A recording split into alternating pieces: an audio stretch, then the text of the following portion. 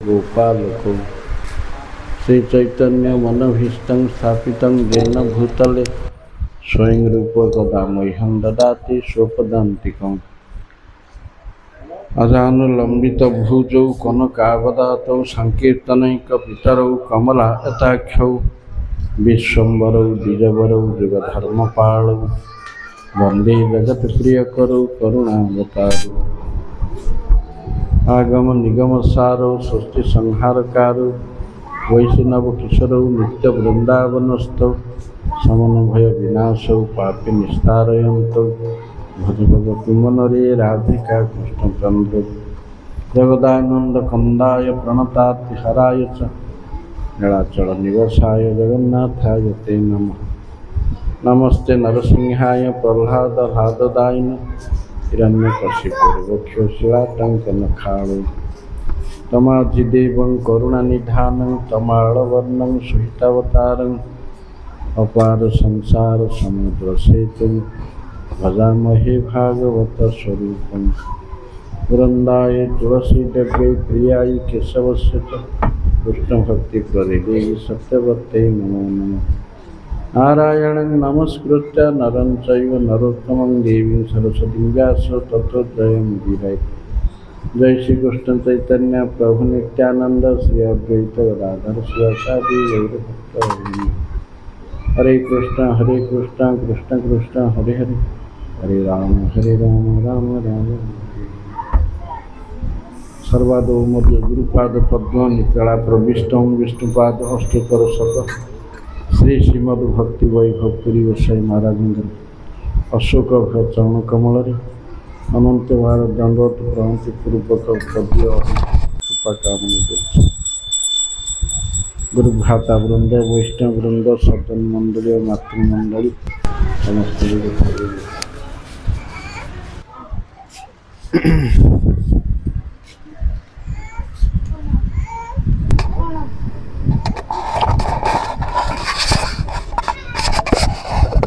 वर्तमान द्वारका लीला रे कृष्ण बलरामकर विवाह जदिओ भगवान शक्तियुक्त मथुरा रे से शक्ति शून्य भाव पूजा पाती एकला केशव मथुराय केशवेर नित्य अधिष्ठान किंतु शक्ति सब प्रकट हेले द्वारका लीला तेणु प्रथमे बलदेवंकर विवाह चरित्र वर्णना कले।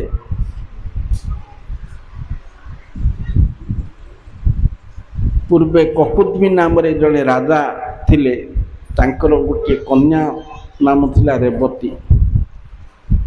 से निज कन्या निमित्त बरपात्र अन्वेषण करी सुद्धा जेतेबेले उपयुक्त बर प्राप्ति हेले नहीं सेतेबेले ब्रह्मांग निकट को जाई एक कथा जणैले। ब्रह्मलोक को जाई किछि समय तांको अपेक्षा करिया को हला। तापरे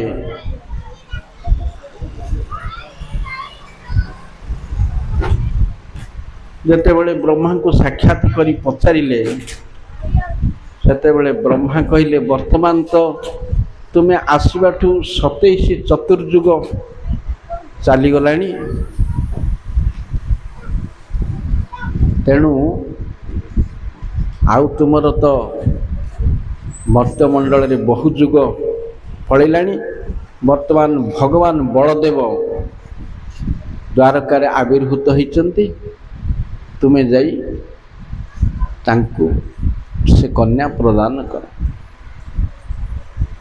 एक कथा सुनी ककुद्मी द्वारका जाई बलदेव हस्ते निज कन्या को संप्रदान कले। तापरे कृष्णकर विवाह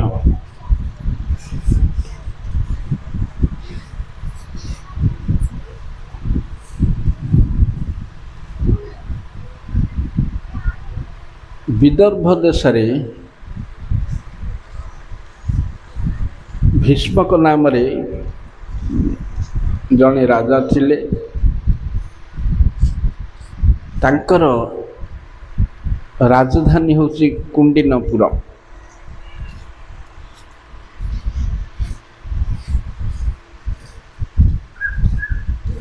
ରାଜାଙ୍କର ଗୋଟିଏ କନ୍ୟା ଥିଲା ରୁକ୍ମିଣୀ।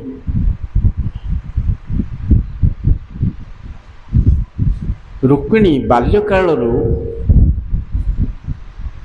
କୃଷ୍ଣଙ୍କର ଯଶ ପୌରୁଷ ସାଧୁମାନଙ୍କ ମୁଖରୁ ଶ୍ରବଣ କରି କୃଷ୍ଣଙ୍କୁ ବିବାହ କରିବା ନିମିତ୍ତ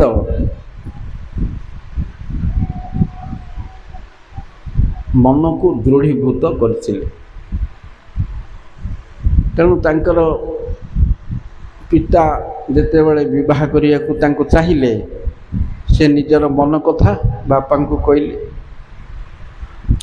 ପିତା ଏଥିରେ ଖୁସି ହେଲେ, କିନ୍ତୁ ତାଙ୍କର ଜ୍ୟେଷ୍ଠ ପୁତ୍ର ରୁକ୍ମୀ ଚେଦିରାଜ ଶିଶୁପାଳକୁ ବିବାହ ଦେବାକୁ ଚାହିଁଲେ। ତେଣୁ ପୁଅର କଥାରେ ବାପା ନିଷ୍ପତ୍ତିକୁ ପରିବର୍ତ୍ତନ କରି ଝିଅକୁ ଶିଶୁପାଳକୁ ବିବାହ ଦେବାକୁ ସ୍ଥିର କଲେ। କିନ୍ତୁ ଏଥିରେ ତାଙ୍କର ମନ ଭାରି ଦୁଃଖ ହେଲା ରୁକ୍ମିଣୀଙ୍କର। ତେଣୁ ସିଏ ଚିନ୍ତା କଲେ ଗୋଟେ କ'ଣ ହେଲେ ପ୍ରତିକାର କରିବା ପାଇଁ।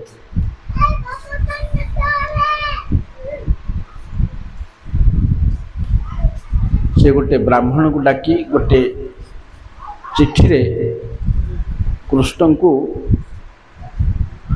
ନିଜର ଅଭିଳାଷ ପୂର୍ଣ୍ଣ କରି ଗୋଟିଏ ସନ୍ଦେଶ ପଠାଇଲେ। ସେଥିରେ ସେ ଲେଖିଥିଲେ, ହେ ଭୁବନ ସୁନ୍ଦର, ଏ ଦାସୀ ଅଧମା ଦାସୀ ଆପଣଙ୍କର ଯଶ ପୌରୁଷ ଗାଥା ଶ୍ରବଣ କରି ଆପଣଙ୍କୁ ବିବାହ କରିବା ପାଇଁ ପ୍ରତୀକ୍ଷା କରି ରହିଛି। ତେଣୁ ଆପଣ ଦୟାକରି ଏ ଦାସୀର ଅଭିଳାଷ ପୂର୍ଣ୍ଣ କରିବେ। ମୋର ପିତା ଶିଶୁପାଳଙ୍କ ହସ୍ତରେ ବିବାହ ଦେବାକୁ ଚାହିଁଛନ୍ତି, କିନ୍ତୁ ମୁଁ ଚାହେଁ ସିଂହର ଭାଗ ସିଂହ ପ୍ରାପ୍ତ ହେଉ, ଶୃଗାଳ ନୁହଁ। ତେଣୁ ବିବାହର ପୂର୍ବ ଦିନ ଆମର କୂଳ ପ୍ରଥା ଅନୁସାରେ ଭବାନୀ ମନ୍ଦିର ଯିବାର ରହିଛି। ତେଣୁ ସେଇଦିନ ମୋତେ ଆପଣ ଅପହରଣ କରି ନେଇଯାଆନ୍ତୁ। ଯଦି ଆପଣ ଏଥିରେ ଅଙ୍ଗୀକାର ନ କରିବେ, ତେବେ ସୁଦ୍ଧା ମୁଁ ଜନ୍ମ ଜନ୍ମ ଧରି ଆପଣଙ୍କର ପ୍ରତୀକ୍ଷାରେ ହିଁ ରହିବି ସିନା, ଆଉ କାହାର ପାଣି ଗ୍ରହଣ କରିବି ନାହିଁ। ଯେତେବେଳେ ଏ ଚିଠିଟି ଯାଇ ସେ ବ୍ରାହ୍ମଣ କୃଷ୍ଣଙ୍କୁ ଦେଲେ, କୃଷ୍ଣ ପଢ଼ି ସମ୍ମତ ହେଲେ, କାହିଁକି ସେ ମଧ୍ୟ ଚାହୁଁଥିଲେ ତାଙ୍କୁ ବିବାହ କରିବା ପାଇଁ। ସେଇଦିନ ରାତିରେ ବ୍ରାହ୍ମଣ ରହିଲେ। ତା ପରଦିନ ସକାଳୁ କୃଷ୍ଣ ବ୍ରାହ୍ମଣଙ୍କୁ ଧରି ଆସିଲେ।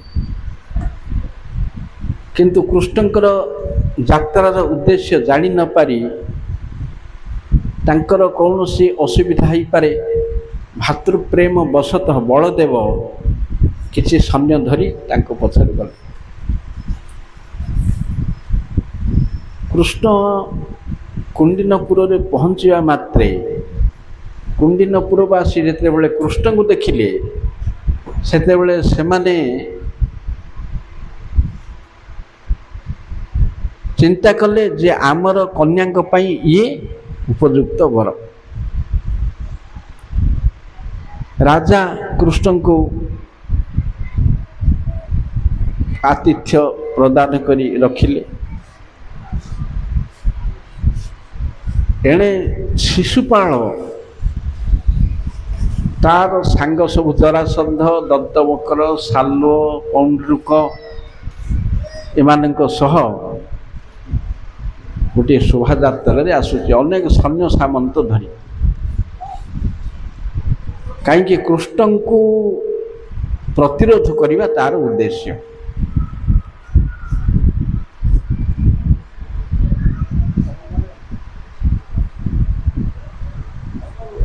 ତେଣୁ ଯେତେବେଳେ ରୁକ୍ମିଣୀ ତା ପରଦିନ ତାଙ୍କର ମାତା ଦାସୀ ସଖୀମାନଙ୍କ ସହିତ ଭବାନୀ ମନ୍ଦିରକୁ ଗଲେ, ଯିବା ପାଇଁ ବାହାରିଲେ, ଆଗତ ରାଜପୁତ୍ରମାନେ ରୁକ୍ମିଣୀଙ୍କର ସୌନ୍ଦର୍ଯ୍ୟ ଦେଖି ମୂର୍ଚ୍ଛିତ ହୋଇ ରଥରୁ ତଳେ ପଡ଼ିଗଲେ। ତାପରେ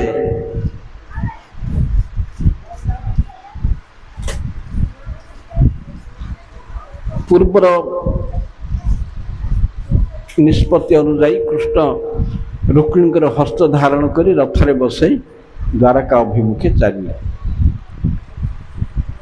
ଅନ୍ୟ ସୈନ୍ୟବାହିନୀ ମାନେ ଯେଉଁମାନେ ସବୁ ପ୍ରତିବାଦ କଲେ, ସେମାନେ ସବୁ ବଳଦେବଙ୍କର ସୈନ୍ୟ ସାମନ୍ତଙ୍କ ଦ୍ୱାରା ପରାଜିତ ହୋଇଗଲେ। ଏହାପରେ ରୁକ୍ମୀ କନ୍ୟାକୁ ଫେରାଇ ଆଣିବା ପାଇଁ ପ୍ରତିଜ୍ଞା କରି କୃଷ୍ଣଙ୍କର ଅନୁଧାବନ କଲା। ବିଫଳ ହେଲେ ଆଉ ଆସିବିନି, ଇଏ ଚିନ୍ତା କରିଗଲା। ବାଟରେ ଭୋଜକଟ ନାମକ ସ୍ଥାନରେ ଉଭୟଙ୍କର ଭେଟ ହେଲା। ସେତେବେଳେ କୃଷ୍ଣ ତାକୁ ମାରିବାକୁ ଯେତେବେଳେ ଖଣ୍ଡା ବାହାର କଲେ, ସେତେବେଳେ ରୁକ୍ମିଣୀଙ୍କର ଅନୁରୋଧରେ ତାକୁ ଆଉ ନ ମାରି ତାର ମୁଣ୍ଡକୁ 7 ଜାଗାରେ ଚାଞ୍ଚି ଦେଲେ। ହେଲେ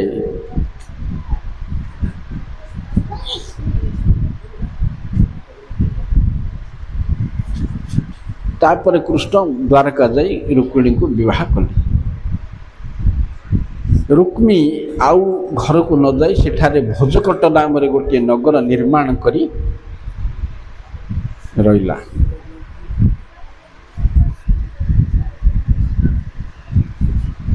ଇଏ ହେଲା ପ୍ରଥମ ବିବାହ। ସତ୍ରଜିତ ନାମରେ ସୂର୍ଯ୍ୟଙ୍କର ଜଣେ ସଖା ଆଉ ଦାସ ଥିଲେ। ସେ ସୂର୍ଯ୍ୟଙ୍କଠୁ ଗୋଟିଏ ସମନ୍ତକ ମଣି ପ୍ରାପ୍ତ ହୋଇଥିଲେ। ସେ ମଣିଟି ପ୍ରତିଦିନ 8 ଭାର ସୁନା ପ୍ରଦାନ କରେ। ଆଉ ସେ ମଣିଟି ଯେଉଁଠି ରହେ କୌଣସି ପ୍ରକାର ଅମଙ୍ଗଳ ହୁଏ ନାହିଁ। ତେଣୁ ସତ୍ରଜିତ ସେ ମଣିଟି ଧାରଣ କରି ଦ୍ୱାରକା ଆସିଲା। ସମସ୍ତେ ଭାବିଲେ ସୂର୍ଯ୍ୟ ଦେବତା ଆସୁଛନ୍ତି, ତେଣୁ କୃଷ୍ଣଙ୍କୁ ଜଣେଇଲେ। କୃଷ୍ଣ କହିଲେ ନାଇଁ, ସୂର୍ଯ୍ୟ ଦେବତା ନାହିଁ, ସେ ସତ୍ରଜିତ। କୃଷ୍ଣ ସତ୍ରଜିତକୁ ଆସି ସେ ମଣିଟା ମାଗିଲେ। କହିଲେ ସେ ମଣିଟା ଦିଅ, ରାଜା ଉଗ୍ରସେନଙ୍କ ପାଖରେ ରହିଲେ ରାଜ୍ୟର କଲ୍ୟାଣ ହେବ। ସୁନା ଲୋଭରେ ସତ୍ରଜିତ ମଣି ଦେଲା ନାହିଁ। ଥରେ ସତ୍ରଜିତର ଭାଇ ପ୍ରସେନଜିତ କୁଳର ଗୌରବ ଦେଖାଇବା ପାଇଁ ସେ ମଣିଟାକୁ ଗଳାରେ ଧାରଣ କରି ବଣକୁ ଗଲା। ବଣରେ ଗୋଟିଏ ସିଂହ ତାକୁ ମାରି ସେ ମଣିଟା ନେଇଗଲା। କିଛି ଦୂର ଯିବା ପରେ ଭଲ୍ଲୁକ ରାଜା ଜାମ୍ବବାନ ସେ ସିଂହକୁ ମାରି ସେ ମଣିଟା ନେଇଗଲେ। ସେ ମଣି ନେଇକରି ସେ ପାତାଳକୁ ପଳେଇଲେ। ହେଲେ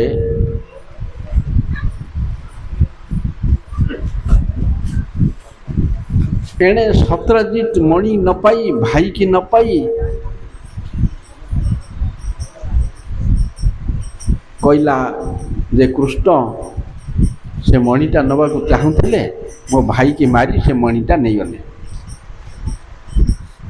କଥାଟା କୃଷ୍ଣଙ୍କର କାନକୁ ଆସିଲା। କୃଷ୍ଣ କହିଲେ ହଉ ଠିକ୍ ଅଛି।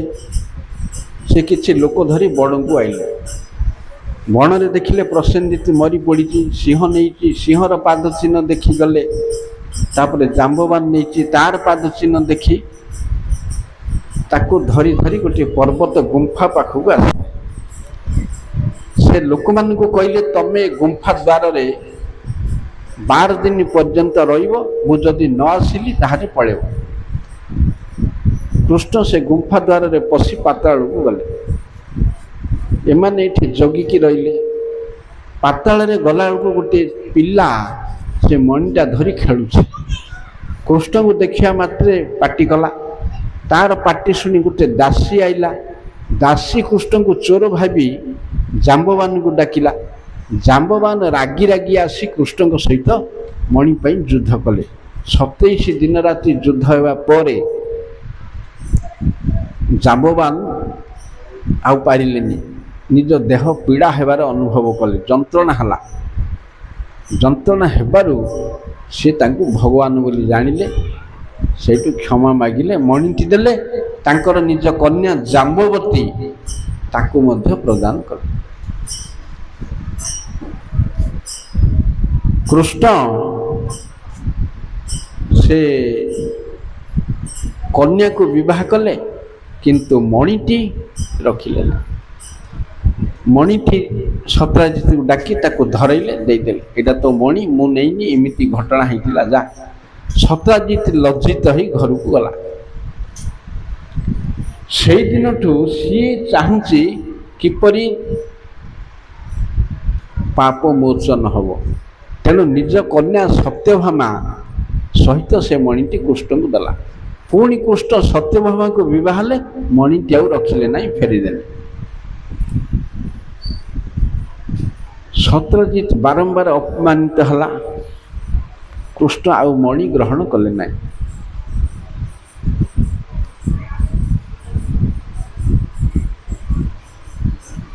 ତାପରେ କୃଷ୍ଣ ଥରେ ହସ୍ତିନାପୁର ଯାଇଛନ୍ତି। ଅର୍ଜୁନଙ୍କ ସହିତ ଯମୁନା କୂଳରେ ବୁଲୁଛନ୍ତି। ସେ ଗୋଟିଏ କନ୍ୟା ତପସ୍ୟା କରୁଥିବାର ଦେଖିଲେ।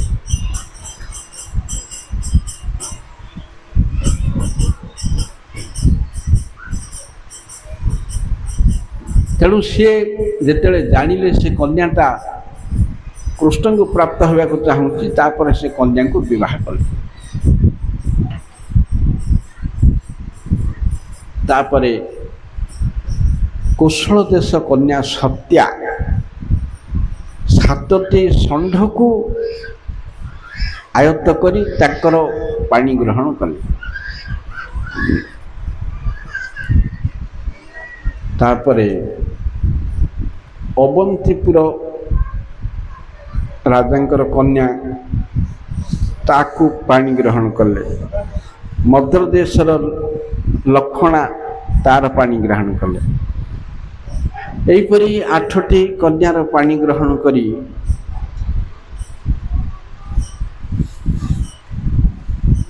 ପରେ ଇନ୍ଦ୍ର ଆସି ଜଣେଇଲେ, କହିଲେ ପ୍ରଭୁଜୀ, ଇଏ ପ୍ରାଗଜ୍ୟୋତିଷପୁରରେ ରାଜତ୍ୱ କରୁଥିବା ରାଜା ନରକାସୁର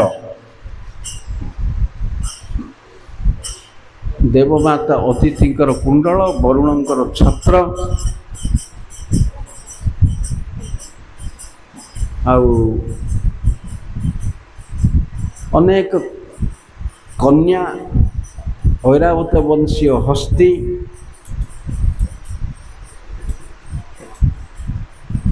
ଅପହରଣ କରି ନେଇଛି। ସେସବୁ ଉଦ୍ଧାର କରି ଆପଣ ଦିଅନ୍ତୁ।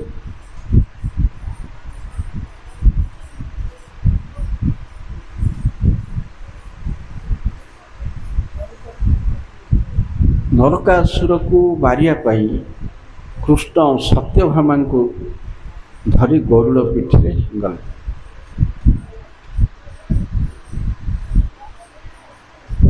ଯିବା ପରେ ସେଠାରେ ଯୁଦ୍ଧ କରି ଅସୁରମାନଙ୍କୁ ମାରି, ନରକାସୁରକୁ ମାରି, ସେ ଅପହୃତ ସାମଗ୍ରୀ ସବୁ ଉଦ୍ଧାର କରି ଉପଯୁକ୍ତ ସ୍ଥାନରେ ସବୁ ଫେରେଇଲେ।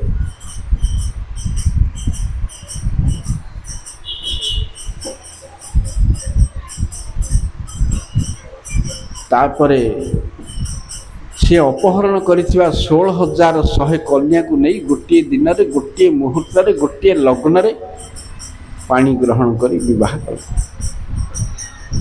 एहीपरि भाव में 16,108टी कन्या को विवाह कले।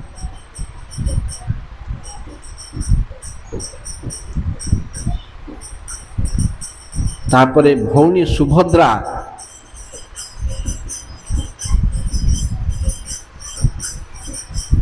अर्जुन को विवाह देले। अर्जुन हस्ते विवाह देले सुभद्रा को। प्रथम पत्नी रुक्मिणी गोटे पुओ जात है प्रद्युम्न। से पुत्रटी 10 दिन रही संबरासुर नाम गोटे असुर ताको हरण करी एंटुड़ीशाल समुद्र रे फिंगल।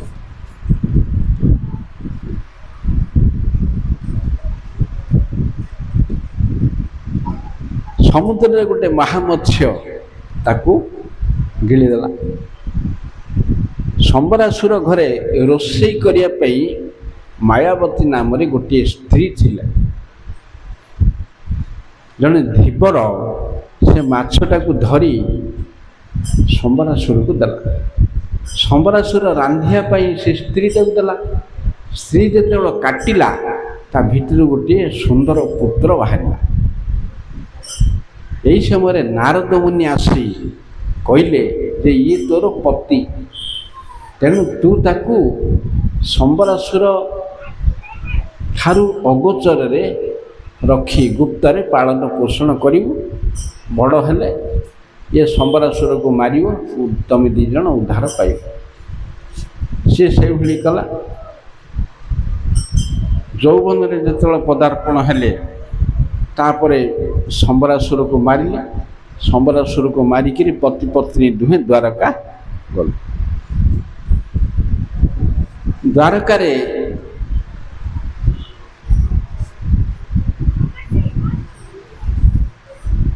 पहुंचिया पर प्रद्युम्न और मायावतीर विवाह हला।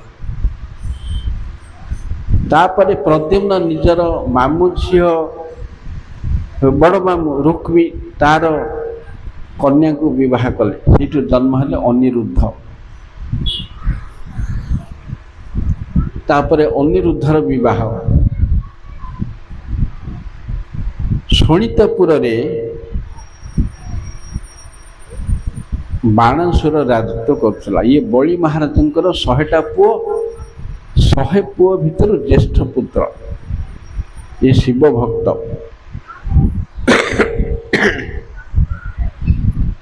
हेले बाणासुर शिवं को पूजा करी 100टा 1000टा हाथ प्राप्त होइतिला। 1000टा हाथ रे बाजा बजई से शिवं को नृत्य रे सहयोग करे। आउ कौन कहिथिला ना शिव बाणासुर पुरी रक्षक हेबे। बाणासुर पुरी रक्षक हिसाब से शिव को नियुक्त करथिले। दिने बाणासुर कहला प्रभुजी आ मते 1000टा हाथ मिलिला जे किसी काम रे आसुनी। को शत्रु मो संगे युद्ध करिया को आउनी। आउ कुंडई हेले पर्वत रे बाडेले पर्वत चुना ही जाउची। तेणु शिव तार अहंकार देखी कहले शत्रु चाहूँ आइब। जेते बेले तोर रथर ध्वजा तले पड़ो पताका से शत्रु पशिला तो राज्य रे बोली जान। से दिन को अपेक्षा कला। हेले से बाणासुर गोटे सुंदर झील थिला उषा। से उषा दिने पार्वती की पचारा, हे मात आपण जेपरी शिवंक सहित विहार करचंती मु केबे मोर पति को धरी विहार करी। से कहला जे तू तो शिव भक्त, तेणु तू मते 1000टा हाथ मिलिला जे किसी काम रे आसुनी। को शत्रु मो संगे युद्ध करिया को आउनी। आउ कुंडई हेले पर्वत रे बाडेले पर्वत चुना ही जाउची। तेणु शिव तार अहंकार देखी कहले शत्रु चाहूँ आइब। जेते बेले तोर रथर ध्वजा तले पड़ो पताका से शत्रु पशिला तो राज्य रे बोली जान। पार्वती गोटे तिथि कहले कहले ये तिथि रे तू जाको देखिबू सी तोर पत्नी तेणु से तिथि की अपेक्षा कला जिते से दिन आसला से दिन रात्रि सी गोटे राजपुत्र को देखला से राजपुत्र सह स्वप्न रे रक्ति करिया को लगिला एहीपरी हस खुशी किछि समय जीवा परे से पुत्रटी अदृश्य हेला अदृश्य हेबा परे कांदिला ता पाखरे गोटे सखी तार शोइथिला चित्रलेखा ता मंत्री झियो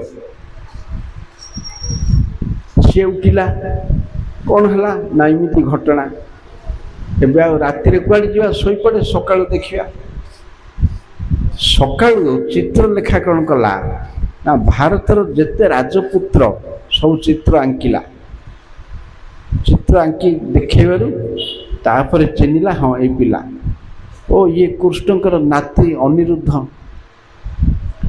से द्वारका जाई अनिरुद्ध को अपहरण करी माया बल रे आनिला आनिकिरी उषा को देला उषा ताकू अंतपुर रे गोपन रे रखी ताकू संभोग करथांती एपरि किछि काल जीवा परे द्वारपाल माने जानी पारिले जे भीतर केही जने पुरुष अछि जा सहित उषा एपरि अनैतिक कार्य करछन्ती तेने बाणासुर कहला बाणासुर आसिक देखला बेलू ये पति पत्नी दुई जन पशा खेलुंट जदिओ बाणासुर अनिरुद्ध को देखी तार सौंदर्य मुग्ध है तथापि बिना अनुमति रे विवाह पूर्व कन्या को स्पर्श कले भोग कले पाप तेणु बाणासुर ताकू आक्रमण कला धरिया गला जो युद्ध है उभय भितर युद्ध होगा पर बाणासुर ताकू नागफास बंधन कला नागफास बंधन करी घर को नहीं ये खबर अर्थात अनिरुद्धंकर बंदी खबर नारद मुनि द्वारका दे कृष्ण बलराम 12 अक्षौहिणी सैन्य धरी शोणितपुर अवरोध कले सेतेबेले बाणासुर रथर पताकाटा पड़गला पड़ीजु सी कनफर्म है जे शत्रु पशिला तेणु सी सैन्य सामंत धरी आईला एणे शिव तो चुक्ति करछन्ती मु तोर पुरीर रक्षक तेणु सी तांकर गण धरिकी आइले कार्तिकेय गणेश तांकर पार्षद सब ये कौन हवा जाऊँगी हरिहर युद्ध एणे देवता माने ऊपर सबू टिकेट काटिले देखिया हरिहर युद्ध देखिया आनंद भीषण युद्ध है कृष्ण सहित शिव प्रद्युम्न सहित कार्तिकेय यहीपरी युद्ध लगिला तुमुल युद्ध भयंकर लोमहर्षणकारी युद्ध शिवंकर जेते स्वर मारे कृष्ण ताकू खंडन करती भयंकर अस्त्र सब परस्पर परस्पर को मारिबार लगी था शेष कृष्ण कौन कले जृंभास्त्र प्रयोग करी शिव को अचेत कर शुएदेले शिव हाई मारिक से युद्ध क्षेत्र में शुई पड़े एने प्रद्युम्नकर अतर्कित माडरे कार्तिकेय मयूर सहित छत्रभंग देले से गणेश छत्रभंग देले शिव अचेत होगा शिव ज्वर आक्रमण कला एणे नारायण ज्वर आक्रमण कर शिव ज्वर को पराहत कले शिव ज्वर भगवान को स्तव कला स्तव कर भगवान खुशी हेले ये स्तव जी पाठ कर तार ज्वर उपशम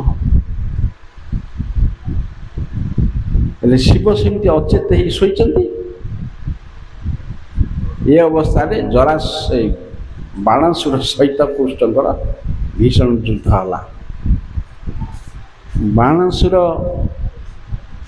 ସହିତ ଯୁଦ୍ଧ ହେବା ପରେ ବାଣାସୁରର ସୈନ୍ୟ ସବୁ ମରିବାକୁ ଲାଗିଲେ। ବାଣାସୁର ମଧ୍ୟ ଯେତେବେଳେ ମରିବା ଅବସ୍ଥାକୁ ଆସିଲା, ତାକୁ ରକ୍ଷା କରିବା ପାଇଁ ତାର ଅଧିଷ୍ଠାତ୍ରୀ କୋଟରା ଦେବୀ ଉଲଗ୍ନ ହେଇକରି କୃଷ୍ଣ ଆଉ ବାଣାସୁର ମଧ୍ୟରେ ଠିଆ ହେଇପଡ଼ିଲେ। ସେତେବେଳେ କୃଷ୍ଣ ମୁହଁ ବୁଲେଇ ଦେଲେ ଲଜ୍ଜାରେ, ସେ ବାଣାସୁର ଖସିକି ପଡ଼ିଲା। ଯାଇକିରି ପୁଣି ଆଉଥରେ ସୈନ୍ୟ ଧରି ଆଇଲେ। ଆଉଥରେ ଭୟଙ୍କର ଯୁଦ୍ଧ ହେଲା। ଏହିପରି ଯୁଦ୍ଧ ହେଇକରି ଯେତେବେଳେ ବାଣାସୁରକୁ ଶେଷକୁ ଧରିଲେ, ମାରିବା ପାଇଁ ଚକ୍ର ବାହାର କଲେ, ସେତେବେଳେ ଶିବ ଦୌଡ଼ି ଆଇଲେ। ନିଦ ଭାଙ୍ଗିଲା। ଆଜ୍ଞା, ସେ ମୋର ଦାସ, ମୋର ଭକ୍ତ, ଆଉ ତାକୁ ମାରନ୍ତୁ ନାହିଁ। ଶିବ କହିଲେ, କୃଷ୍ଣ କହିଲେ, ନାଇଁ ନାଇଁ, ମୁଁ ଆକୁ ମାରିବି ନାହିଁ। କାହିଁକି ନା ମୁଁ ପ୍ରହ୍ଲାଦକୁ ବର ଦେଇଛି, ତା ବଂଶରେ କାହାକୁ ମାରିବି ନାହିଁ। ତେଣୁ ୟାର ଯେଉଁ ଗର୍ବ ହେଉଛି, 1000ଟା ହାତ ମୁଁ 2ଟା ହାତ ରଖି ସବୁ କାଟିଦେଇ, ଇଏ ଅନ୍ତକାଳେ ଶିବଲୋକ ପ୍ରାପ୍ତ ହେବ। ତାପରେ ସେୟା କଲେ। ଉଷା ଅନିରୁଦ୍ଧ ବିବାହ ହେଲା। ସବୁ ଦ୍ୱାରକା ପ୍ରତ୍ୟାବର୍ତ୍ତନ। ଇଏ ସବୁ ବିବାହ ଲୀଳା ସରିଲା।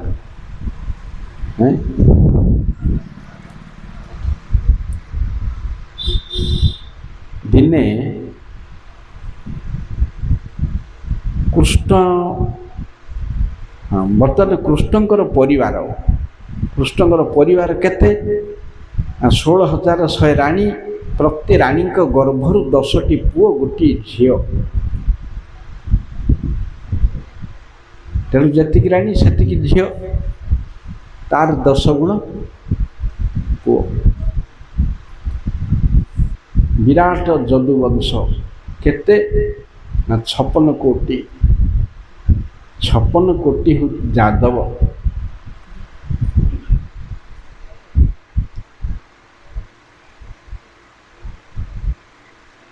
ଥରେ କୃଷ୍ଣ ରୁକ୍ମିଣୀକି କହିଲେ, ରୁକ୍ମିଣୀ, ତୁମର ବାପା ତୁମକୁ ଶିଶୁପାଳ ସହିତ ବିବାହ ଦେବାକୁ ଚାହୁଁଥିଲେ, ତୁମେ ତାଙ୍କୁ ନ ବିବାହ କରି ମୋତେ କାହିଁକି ବିବାହ କଲ? ମୋର ତ କିଛି ରାଜ୍ୟ ନାହିଁ, ଐଶ୍ୱର୍ଯ୍ୟ ନାହିଁ, କ୍ଷମତା ନାହିଁ, ଶତ୍ରୁ କବଳରେ ମୁଁ ସମୁଦ୍ରରେ ଲୁଚିକିରି ରହିଛି, ମୋର କି ଯଶ ପୌରୁଷ ଅଛି? ଶିଶୁପାଳକୁ ବିବାହ ହେଇଥିଲେ ଗୋଟିଏ ରାଜ୍ୟର ରାଣୀ ହେଇଥାନ୍ତ। ତେଣୁ ବର୍ତ୍ତମାନ ମଧ୍ୟ ମୁଁ ଅନୁମତି ଦେଉଛି, ତୁମେ ଶିଶୁପାଳ ପାଖକୁ ପାଅ। ଏ କଥା ଶୁଣି କୃଷ୍ଣ କାଳେ ମୋତେ ପରିତ୍ୟାଗ କରିବେ ଭାବିକିରି ରୁକ୍ମିଣୀ ମୂର୍ଚ୍ଛା ହୋଇ ପଡ଼ିଲେ।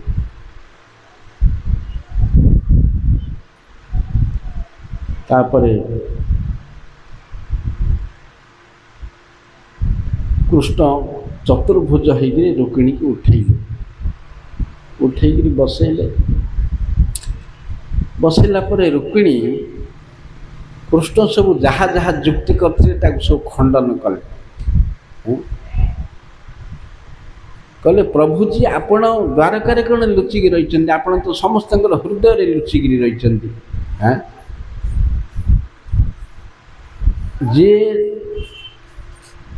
ସମସ୍ତଙ୍କୁ ରାଜପଦ ଦେଇଛି, କଂସକୁ ମାରି ଉଗ୍ରସେନକୁ ଦେଲା,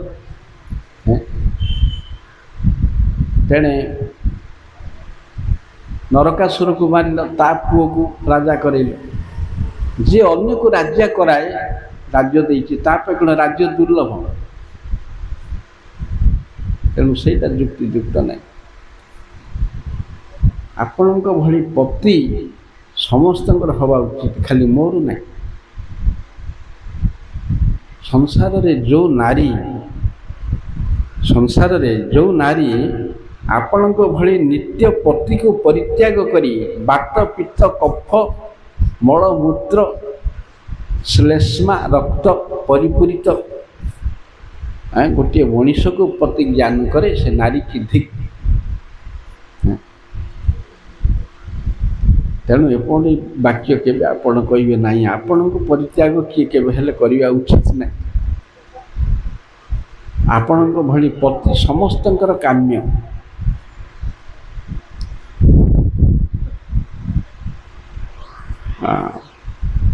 तापर दिने द्वारकार राजपुत्र माने बण को जाइथिले। बण रे बुलु बुलु शोष हला। शोष हेबारु पानी खोजिले। पानी खोजी खोजी गोटे कूओ पाखक आसिले। से कूओ रे देखिले गोटे एंडुओ। से एंडुओटा को बाहर करिया को जेते चेष्टा कले बाहरला। सांब निरुद्ध प्रद्युम्न सात्यकी जेते सब वीर माने पारले।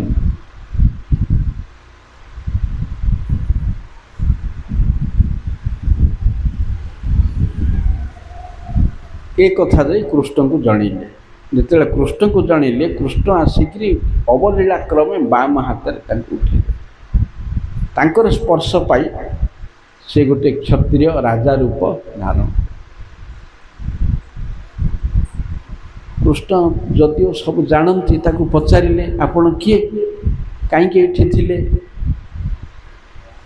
ना मु होची इक्ष्वाकु नंदन मृग। ये पृथ्वी जिते बड़ बड़ दाता अच्छी से समस्तंकर भितरे मो ना जानी मु एते गाई देकी इंद्र से वर्षा करि परियोनी। पृथ्वी रे एति धूलिकणा नहीं मु एते गाई देकी किपरि युवती गाई बच्चा सहित सिंह को सुनारे खुरा को रूपारे कोटिंग करिक देछि। दिनकर कथा गोटे ब्राह्मण को मु गाई देवा समय रे तार गोठरू गोटे गाई फेरी आसी मोर गोशाला रे पशिगला। ब्राह्मण जानिनी मु जानिनी। किछि समय परे सही गाई सहित आउ केते गाई मु आउ गोटे ब्राह्मण को देली। सी ताकू धरी जेते बेले जाउची बाटरे प्रथम ब्राह्मण देखिला कहला से गाई मोर तू कड़ू आणलु ना रजा मते देले। हाँ रजा देला। रजाटा चोर गाई दान दौचे आउथरे चोरी करी अन्य को दौचे। द्वितीय ब्राह्मण कहला हाँ रजा चोरी करचे चोरी करी आउथरे देछि चलो पचारिबा। दी जन जाक आइले। राजा कहले मु एक कथा जानिनी केते बेले कुआडे आसी कुआडे मिसिची ताको नेगिरी काईकी कलह करछ। गोटे काम कर गोटे गाई से गाईटा कि हेले जणे नियो ता बदल रे बहुत गाई मु आउ जन को देबी। केही राजी हेले नाही। ये राजा चोर कहि पळे चोरी करी गाई दौचे आठू कौन दान न पड़े। यहीपरि भाव में दिन गला। रजा मरिया परे जम लोक को गले। जमराज पचारे महाराज आपणकर पुण्य तो बहुत अच्छे पाप भी अच्छे आपण कौन भोग करिवे प्रथमे पापर फल ना पुण्यर फल। राजा कहले मु प्रथमे पापर फल भोग करी।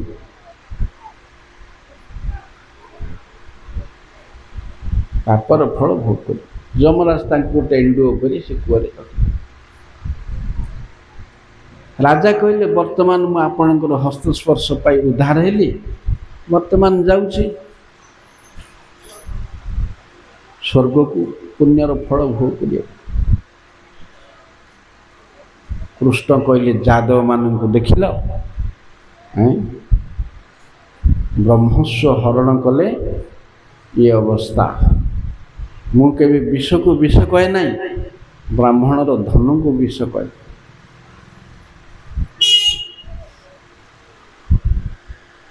ब्राह्मण धन ठू आउरी विषाक्त होची राजकोषर धन। महाप्रभु गोपीनाथ पट्टनायक प्रसंग में कही ब्रह्मस्व अधिक हय यही राजधन। राजकोषर धन ब्राह्मण धन ठू ब्रह्मांड रे सबुठ पाप। समाज रे सबुठ पाप होची कंसाई खानार धन। ताठू 10 गुण पाप चक्रीर धन। ताठू 10 गुण पाप बेश्यार धन। ताठू 10 गुण पाप मद विक्रेतार धन। ताठू 10 गुण पाप रोजार धन। 10,000 कंसाई खानार जेतिकी पाप गोटे राजधन सेतिकी पाप।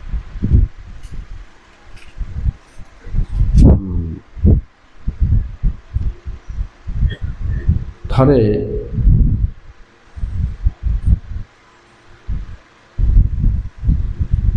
सुधर्मा सभा यादव माने बसचंद। ये जरासंध कौन करछि ना 20,000 रजा को गुंफा भितर बंदी करी रखिछि भैरव निकट रे बलि देवा। न खाई न पी सेगुड़ाक बड़ दयनीय अवस्था अच्छे। जरासंध को मारिया को किए पृथ्वी रे लोक ना तार मृत्यु भेद क्या जना ना। सी कौन से अस्त्र मरियोनी। काली कही 86% रजार चुट्टी जरासंध हाथ में भारत वर्ष।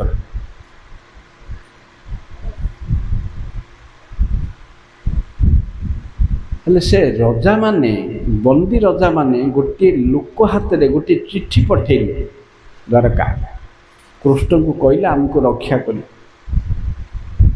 से द्वारपाल लोकटा चिट्ठी धरी आसिला कृष्ण।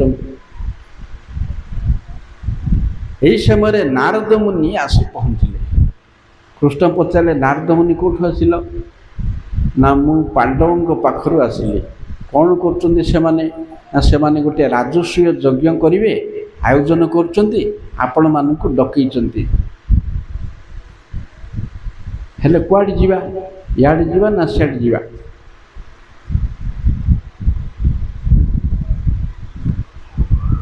उद्धव कहले इंद्रप्रस्थ जा गुह पांडव पाख से गले दीटा काम हम। राजस्व यज्ञ जरासंध को न मारिले से करें। तेणु जरासंध को मारिले युधिष्ठिर काम हम से रजा मान काम हम दीटा कह। तेणु राजस्व यज्ञ करवा समस्त गले। राजस्व यज्ञ रे राजसभा ब्रह्मांडर समस्त को डाकी युधिष्ठिर महाराज।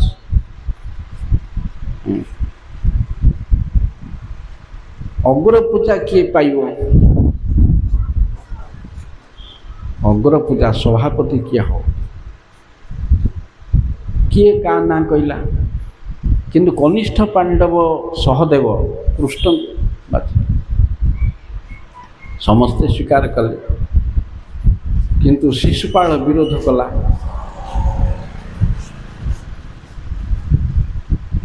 शिशुपाल विरोध करिबारु चक्र जाई शिशुपाल को मारिला। ये शिशुपाल बद्ध हला। हेले हाँ एमाने जिते आसिले पृथ्वीर सबु राजा स्वीकार कले किंतु जरासंध स्वीकार कला ना। युधिष्ठिर आनुगत्य स्वीकार कला नाई जरासंध। से तो युद्ध रे मरियो नाई। तेणु कृष्ण भीम अर्जुन ब्राह्मण वेश जरासंध पाखक गले। जरासंध ब्राह्मण प्रिय। जिते गले दान मागिले कौन आमको किसी दान दरकार हम देवी कौन ना युद्ध दरकार।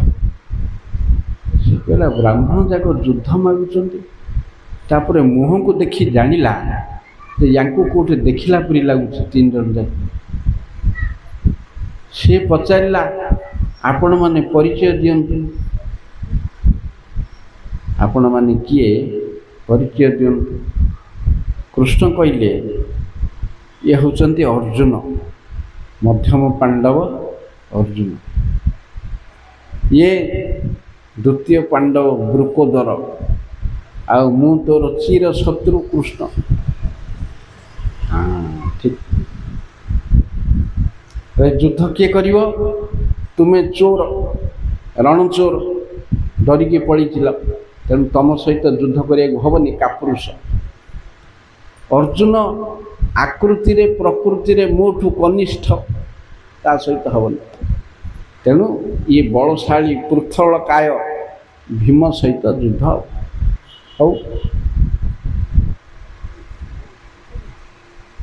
युद्ध आरंभ है तापर दिन ठू सबुदिन सकाळू निज निजर इष्ट स्मरण करी गुरु स्मरण करी दुई जन युद्ध करती राति हेले बंधु भाया कथबार्ता हमें एमती 27 दिन काल गला किए क्या पारे उभय समतुल्य उभय देहरे 10,000 हाथीर बल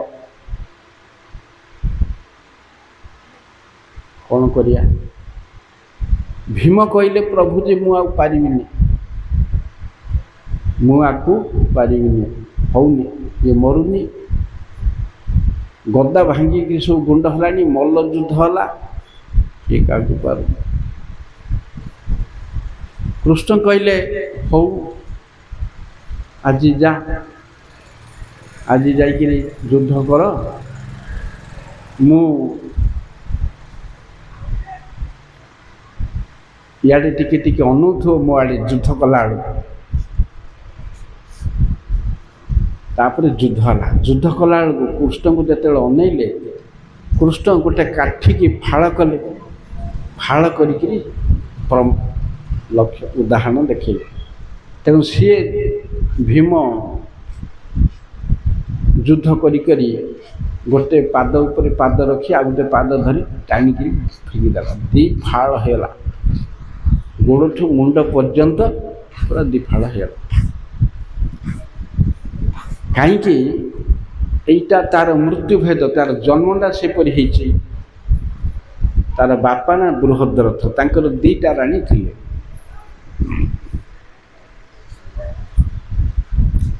राजा जेते बेले पुत्र प्राप्ति हेला नहीं बण को तपस्या करिया गले गोटे ऋषि गोटे फल देले राजा से फलटा को अधा अधा दी राणी की खुएला फाड़े फाड़े जन्म कले शिशु एटा गोटे अशुभ संकेत भावी राजा कना गुड़ी देकरी दी फाड़ जाक लोक पठेकरी बण भितर रखते गोटे राक्षसी ता ना हूँ जरा सी आसला बुलु बुलु कौन अच्छी बोली खोलिला खोलिला बेलू गोटे शिशुर दिखंड जोड़ीदेला जीवन्यास पाइला जीवन्यास पाइबारू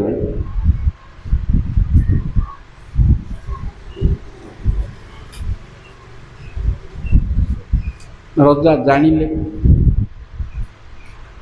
रजा जानिया परे ताको नहीं तेणु तार से कथा किए जानती नहीं तेणु से मरला तापर यज्ञ होला यज्ञ रे अग्र पूजा पाइले शिशुपाल मला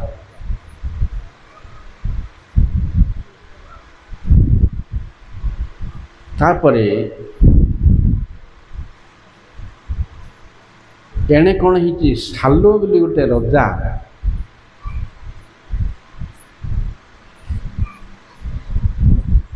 मुठे बाली दिन को मुठे धूली खाई खाई शिव को आराधना कला शिव को आराधना कला करी गोटे लौह विमान पाइला ता ना सौभ से विमानटी बसी द्वारका आक्रमण कला। द्वारकार नेतृत्व नौथिले जदिओ बलदेव थिले तांको रखी प्रद्युम्न आसिले युद्ध करिया। ता सहित भयंकर युद्ध होला यादव आ सालुओ भितर। एहीपरि युद्ध लगी तापरे आसिक पहुँचले कृष्ण। कृष्ण भयंकर माया युद्ध से जो कला ताकू काटिले काटिक गोटे सर मारे से विमान सहित सी समुद्र में पड़ा।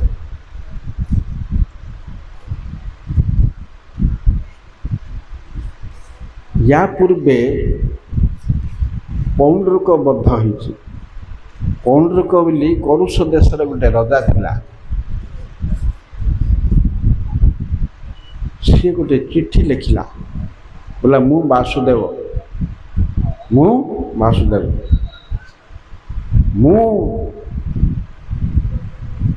जगत उद्धार पर जन्म होइछि तमें नहीं।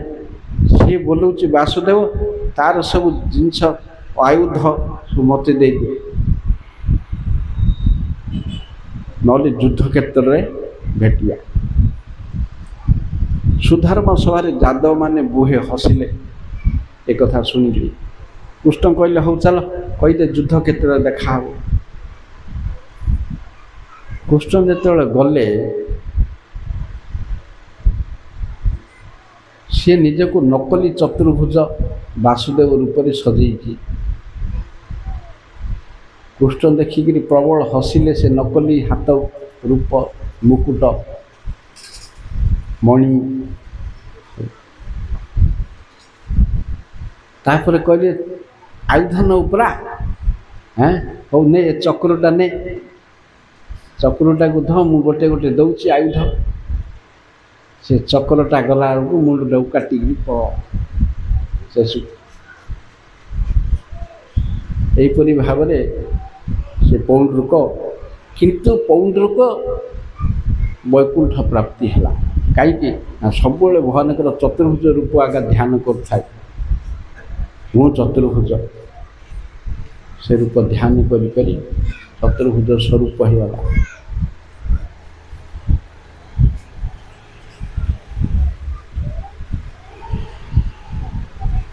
तापरे एटा पूर्व कथा। तापरे शिशुपाल मला सालुओ मला। शिशुपाल भाई दंतवक्र मथुरा सीमांत रे आसी कृष्ण को आह्वान कला। कृष्ण दौड़ी आसिले नंदीघोष धरिक अति स्पीड रे मथुरा सीमांत को आइले। अहोरात्र गदा युद्ध लगी रहा। कृष्ण दंतवक्र ताफल दंतवक्र मला। दंतवक्र बाई विदुरथ मला।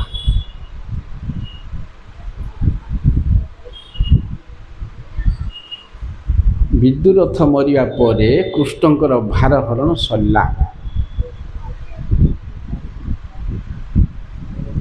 कृष्ण गोपी मान को कही मोर काम सरिले मु फेरी आसिबी।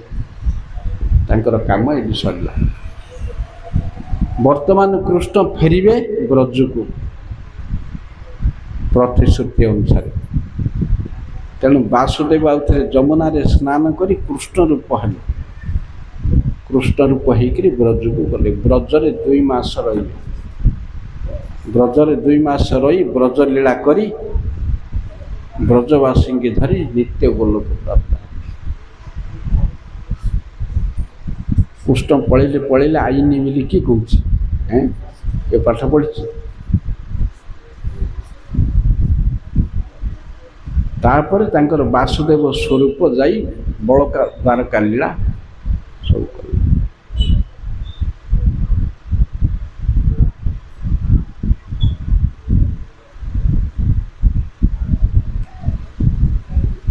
दिने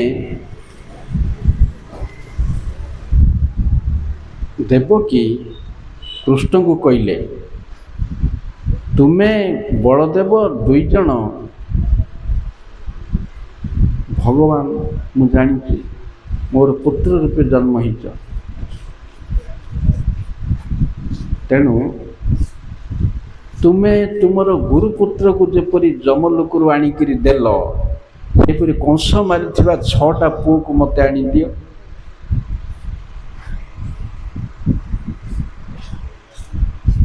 मु चाहूँ से 6टा पुओ। कृष्ण बलराम कहले हाँ। सुतल लोक को गले तृतीय पाताल सुतल लोक बलि महाराज पाखे से पिला 6टा अच्छा।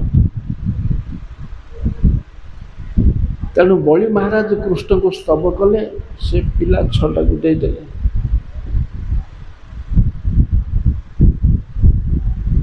से पिला 6टा को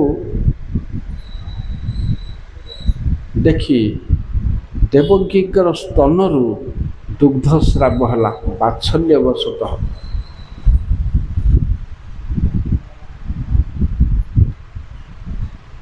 छटा को पिला को क्षीर पीले।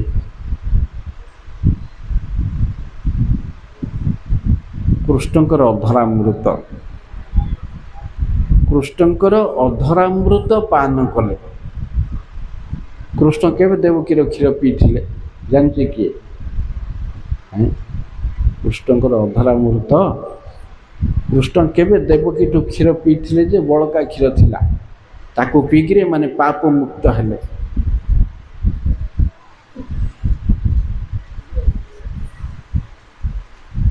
जेतेबेले वसुदेव पुत्र को नंद भवन को नेबे भगवंत आदेश सेतेबेले बाटरे काले भोक हो बोली देवकी पिला को किसी क्षीर पी देथिले। से अधरामृत रही तेणु पीला परे पिला माने पाप मुक्त। कृष्ण तागिद कले कौन ना जो पाप करी आसीथिल माड खाइथिल आउ से भलिया काम करियोनी जा।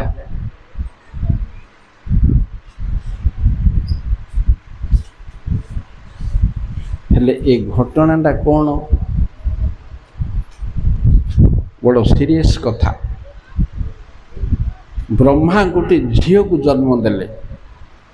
गोटे झील को जन्म दे ता सहित आसक्त हेले। पितार कन्या आसक्ति पुणी ब्रह्मा भलिया लोक।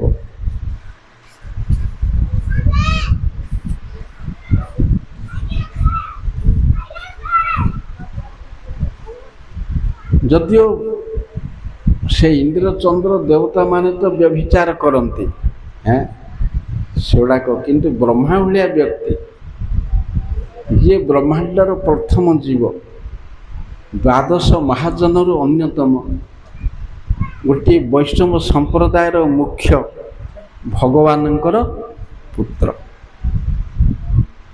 एतिकी पद ब्रह्मांकर से भलिया व्यक्ति निज कन्या सहित आसक्ति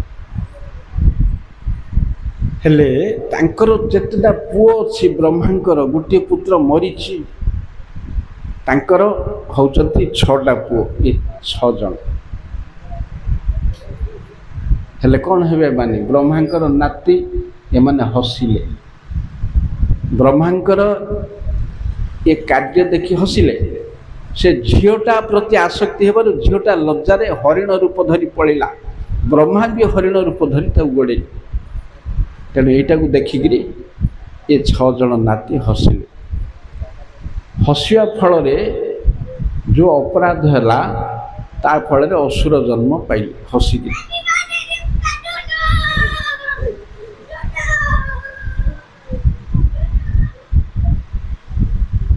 हिरण्यकशिपुर भाई हिरण्याक्षर पुओ कालनेमीर 6टा पुओ ही जन्म है। किंतु तांकर आसुरिक मनोभाव नथिबारु हिरण्यकशिपु कहला तुम योग्य पितार अयोग्य पुत्र तेणु तुम पिता हाथ में मर तुम मान साप दला। तापरे इंद्रर देवदानव युद्ध इंद्रर वज्रमाड़े से 6 जन मरिकी देवकीर 6 पुओ हेले। देवकी गर्भ गले एणे कालनेमी कंस ही जन्म है। कालनेमी भगवान को द्वारा मरला, मरिकी कंस ही जन्म है। बापा पुओ हेले मामू भंजा। तेणु कंसर शिला माड़े 6टा पुओ मर। खाली हसबार एतिक अवस्था है। निज लोक ब्रह्म लोकर सिद्ध व्यक्ति पुणी निजर नाती हसबार एतिक अवस्था है।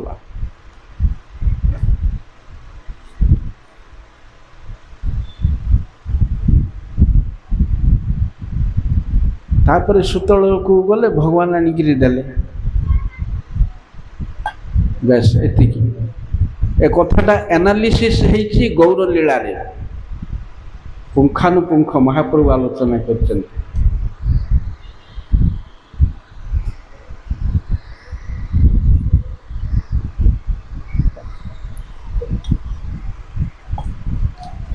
महाप्रभुंकर गोटे क्लासमेट थिले ब्राह्मण सखा। महाप्रभु जेतेबेले पुरी रे थांती से थरे पुरी आसिले। नित्यानंद प्रभु को महाप्रभु पठे थांती नवद्वीप, तुम्हें नवद्वीप रे प्रचार कर।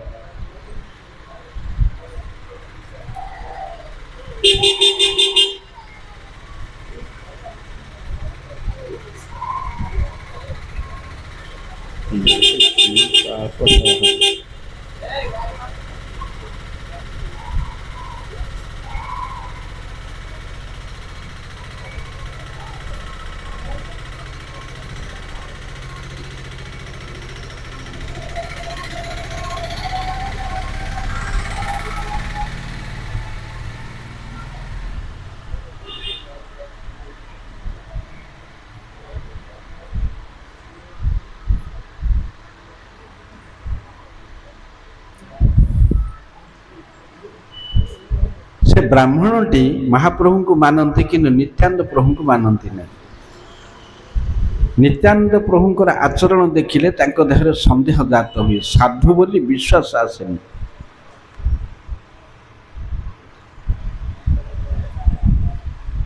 दिने पुरी रे महाप्रभु को पचारे, प्रभुजी मु गोटे कथा पचारि आपण उत्तर देवे। बोले कौन? ए नित्यानंद प्रभु जहाँ को साधु बोली वैष्णव बोली कहते, मुझे देखिले आचरण मोर मनरे टिके दुर्बलता जात हुए। कौन ना जितेबले देखिले शूद्र घरे थांती, जितेबले देखिले सब शूद्र घरे थांती। आउ साधु हिसाब रे गोटे कौपिनी पिंधिले चलला, खाली पाट दिन को गोटे गोटे पाट। साधुर धातुरे अधिकार नहीं, पादठू मस्तक पर्यंत अलंकार परिपूर्ण। साधुर तांबूल रे अधिकार नहीं, नाली करी पाटी तांबूल रंजित रंगाधर। गोटे ठेंगाटे धरले चलिला, गोटे लौह दंड। ये सब विलासमय तांकर आचरण देखिले मते टिके संदेह लगे। तेणु आपण कहतु यार कारण कौन? महाप्रभु हसिले, कहले पद्म पत्रे जेन कभु नाई लागे जल, से मत नित्यानंद चरित्र निर्मल। पद्म पत्र जेपरी जल स्पर्श करि नहीं, सेपरी नित्यानंद चरित्र को अनैतिक कार्य स्पर्श करि नहीं, कलंक स्पर्श करि नहीं। रास लीलारू सुखदेवंकर वाक्य कहले, तेजियो सांग नदोषाय बन्हे सर्वभुज जथा। अग्नि जेपरी सर्वभक्षण करी सुधा पवित्र शुद्ध रहे,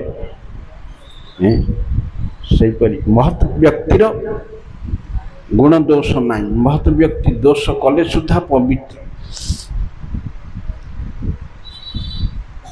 अपिचेत सुदुराचार भजन्ते माम अनन्य भाग साधुरेव समन्तव्य सम्यक व्यवहित ही सह। सुदुराचार मध्य यदि मते भजन करे से साधु। पुणे नित्यानंद एकादश स्कंदरे उद्धव को कहते महत व्यक्तिर कौन गुण दोष ना तार भजन रे बाधा नहीं केवे। ये कथा बुझेगा पाई ये द्वारका लीलार ये ब्रह्मा प्रसंग उद्धार कले।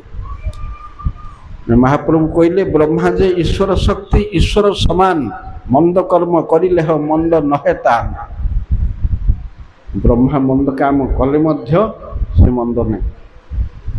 गर्हित तो करहे जेबा महाअधिकारी निंदारी के दायतारे हासिले ही मरी। महत व्यक्ति को जो माने विरुद्ध करती निंदा करने की दूर कथा ताको हसिले आका शेष सी। सिद्ध वैष्णवेर अति विषम व्यवहार ना बुझी निंदिया मरे सकल संसार। वैष्णवेर क्रिया मुद्रा विज्ञ ना बुझाए। वैष्णव चिन्हिते नार देवर सकती आमी की बोलिब शिशु अल्पमती।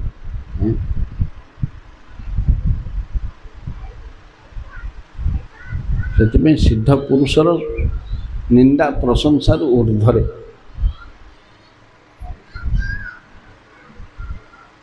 एपरी से कथा कहीकि बुझेले ब्रह्मार से दोष नहीं के बहे। महत व्यक्तिर कौन सी कलंक नहीं भजन सिद्ध व्यक्ति।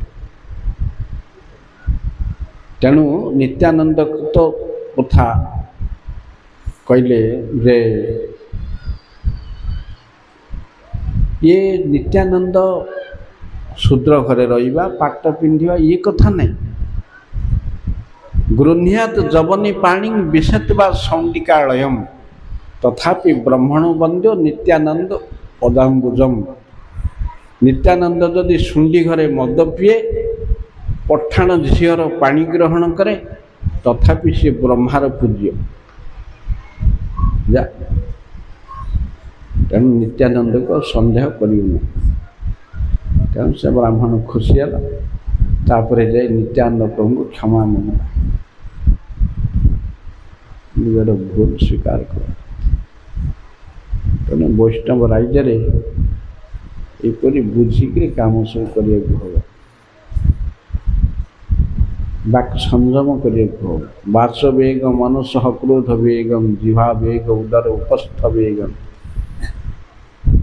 वाक्य मन वेग जिह्वा क्रोध वेग षड वेग को दमन करे। तेणु यहीपरि ये वैष्णव राज्य को भगवान शिक्षा।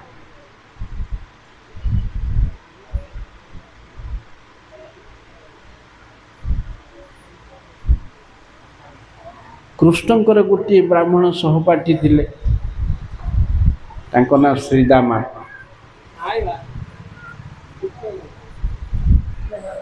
कृष्णंकर जने ब्राह्मण सहपाठी श्रीदामा मिशिकी पाठ पढ़ुते शांतिपनी पाखे।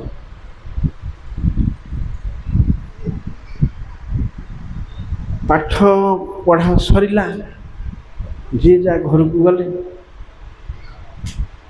श्रीदामा अद्वितीय हरिभक्त उदासीन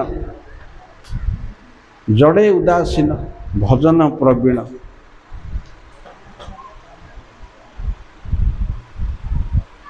क्या मागिया को नहीं जड़ भर्तंग परी खाया को मिलला कि नहीं पिंधिया को नहीं घर द्वार कौन सी जत्न नहीं। भजन निष्ठ भजन रे आनंद।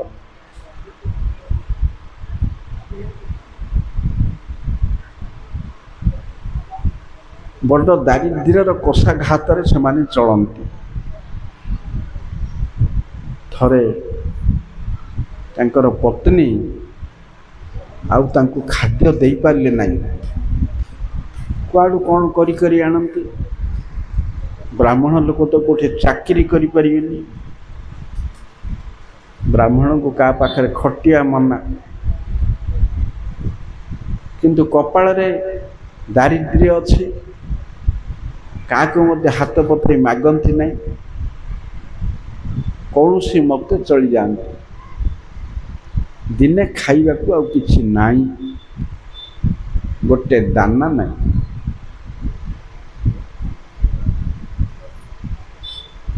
तांको स्त्री कहले प्रभु हे पतिदेव आपणकर तो सखा द्वारकाधीश कृष्ण आपण जाई किसी धन मागिले तो सी दियंते जानते हमर दारिद्र्य दूर हो जाता यज्ञ ए काम करने सीतामांकर इच्छा नहीं कहीं से निष्कामी इच्छा नहीं किंतु कृष्ण दर्शन लालसारे राजी हेले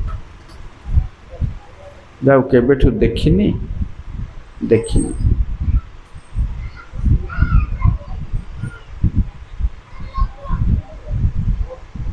अच्छा जीवी जे गोटे बंधु घर को एत दिन पर जीवी किसी उपहार दरकार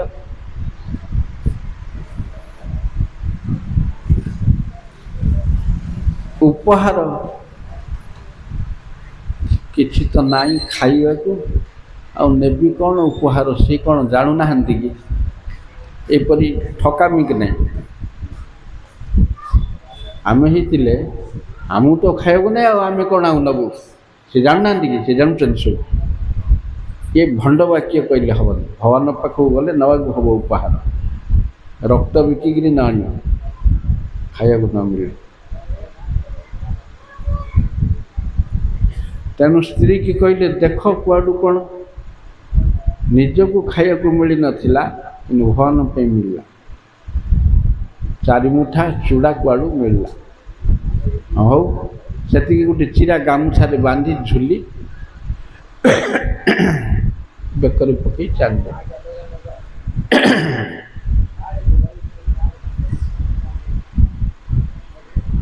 चली चली द्वारका पहुँचले द्वारका पहुँचले 16,108टा क्वार्टर हैं प्रति जगार कृष्ण अच्छा नित्य काल प्रति क्वार्टर रहती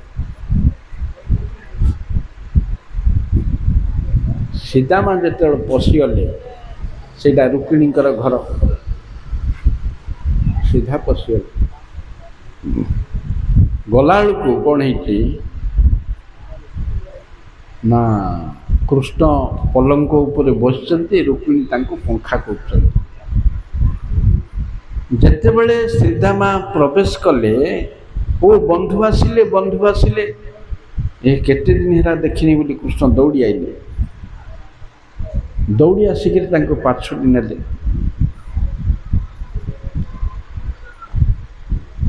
बसैले पलंक उपर ये बसंतु निज आसन बसै ब्राह्मण पाद धोया हम ये क्षत्रिय तेना गोटे सुना थाली आनी निजे पाद से जल मस्तक धारण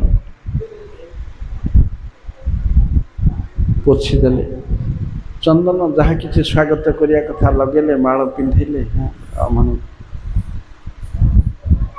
कले हे सखा आलोचना आरंभ कले बाल्यकाल जहाँ सब स्मृतिचारण कले आ भलरे अछ स्वास्थ्य भल अच्छी ये जहाँ कि कुशल गुरुकुल कथा स्मरण करी आलोचना कले पाठ पढ़िबार सब मन अच्छी आम बण को जाइए काठ आने को वर्षा हला राति सारा गछ उपर रहिले तापर दिन गुरुदेव आसिले खोजिक नेले हाँ मन अच्छे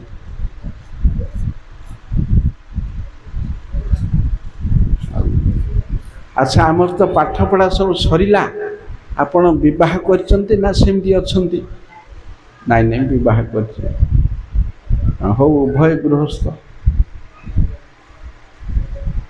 एपरी कथबार्ता सब है एते हेलानी तथापि सी स्त्री କଥା କହୁନାହାନ୍ତି ମୋତେ ଧନ ଦରକାର ମୁଁ ସ୍ତ୍ରୀ ପଠେଇକି ଦିଅ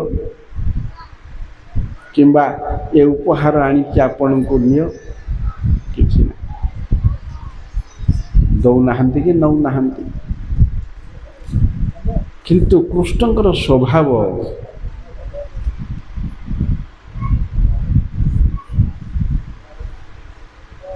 ଭକ୍ତର ପ୍ରସାଦ ପ୍ରଭୁ ଖୋଜି ଖୋଜି ଖାଏ ଅଭକ୍ତର ଦ୍ରବ୍ୟ ପ୍ରଭୁ ଲେଉଟି ନ ଚାହେଁ। ଅଭକ୍ତର ଜିନିଷକୁ ସେ ଅନାନ୍ତି ନାହିଁ ଆଡ଼ ଆଖିରେ ମଧ୍ୟ କିନ୍ତୁ ଭକ୍ତର ଜିନିଷ ଖୋଜି ଖୋଜି ଖାଆନ୍ତି। ସେ କହିଲେ ହେ ସଖା ଏତେ ଦିନ ପରେ ଆସିଲ ଖାଲି ହାତରେ ଆସିଲ କିଛି ଆଣିଲନି ମୋ ପାଇଁ। ଇଏ କିଛି କହୁନାହାନ୍ତି ଲାଜ ଲାଗୁଛି ଘିନି ଆଣିଲେ ସିନା ଏ ଦ୍ୱାରକାର ବୈଭବ ଦେଖିକିରି ସେ ସଂକୁଚିତ ହେଇଗଲେ ଚୂଡ଼ା ମୁଠେ ଦେବାକୁ।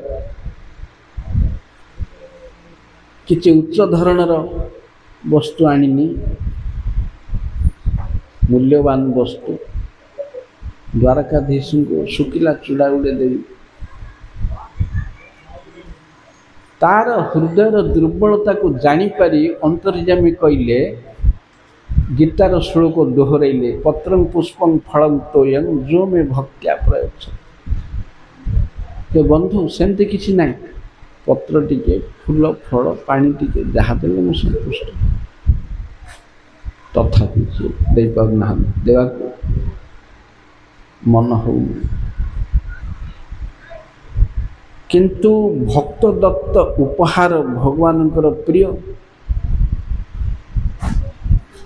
ସେ ସୂତ୍ରରେ ସେ ବଳପୂର୍ବକ ପାଦଠୁ ମସ୍ତକ ପର୍ଯ୍ୟନ୍ତ ନିରୀକ୍ଷଣ କରିବାକୁ ଲାଗିଲେ କୋଉଠି କ'ଣ ରଖିଛି କରିଛି।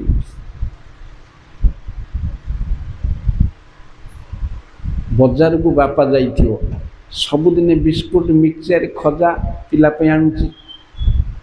ଆଜି ଫେରିଲେ ପିଲା ଆସିବ ଦୌଡ଼ିକିରି ବେଗ ନାହିଁ ଆଣିନି ନାଇଁରେ ଆଜି କିଛି ଆଣିନି ନାଇଁ କ'ଣ ଆଣିଛ ପକେଟ ଫକେଟ ସବୁ ସେ ଖୋଜିଦେବ ପିଲା କାହିଁ ମୁଣାରେ ଅଛି ପରା ବିସ୍କୁଟ ଇଆଡ଼େ ସିଆଡ଼େ ଲୋଡ଼ା ଥିଲେ। ସେମିତି କୃଷ୍ଣ ତଳଠୁ ମୁଣ୍ଡ ପର୍ଯ୍ୟନ୍ତ ସବୁ ଅନେଇଲେ ଏଇଟା କ'ଣ ବୋଲି ସେ ଗଣ୍ଠିଲିଟାକୁ ଉଠେଇ ନେଲେ। ଚୂଡ଼ା ଭଜା ଆଉ ଦଉନ ସେତେବେଳୁ ଆଣିଛ ଚୂଡ଼ା ନାଇଁ। ଏଣେ ରୁକ୍ମିଣୀ ଦାସୀମାନେ ବସିକି ଦେଖୁଛନ୍ତି ଏଇଟା କିଏ ଦୁର୍ବଳିଆ ଅସ୍ଥି ସାର ତାକୁ କୃଷ୍ଣ ଏତେ ଚର୍ଚ୍ଚା କରୁଛନ୍ତି।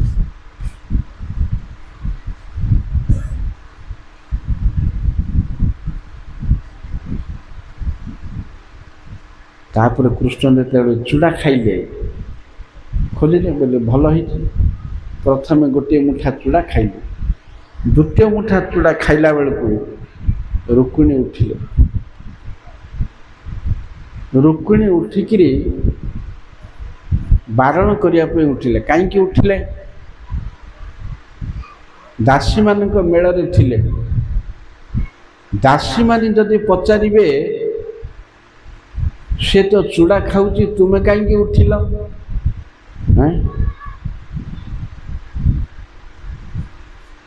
ନା ଶୁଖିଲା ଚୂଡ଼ା ମୁଠେ ଖାଇଲେ ଯଥେଷ୍ଟ ବେଶୀ ଖାଇଲେ ପେଟ କାଟିବ।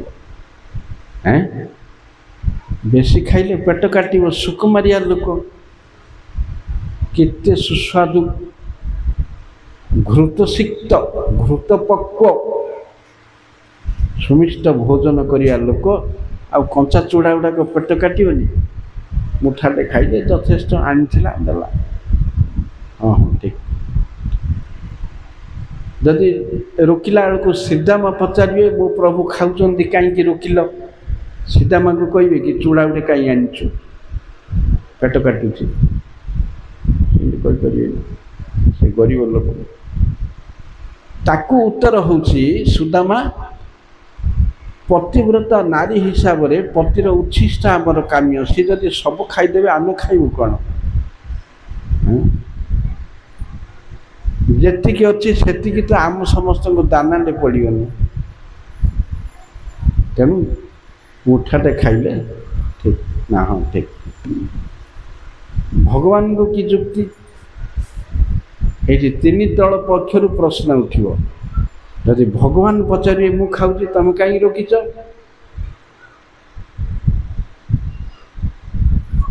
भगवान को उत्तर जे प्रभुजी चूड़ा भजा आउ अधिक खाई मते परित्याग करंतु नहीं ताहले मु ता हाथ रे बिक्री ही जीवी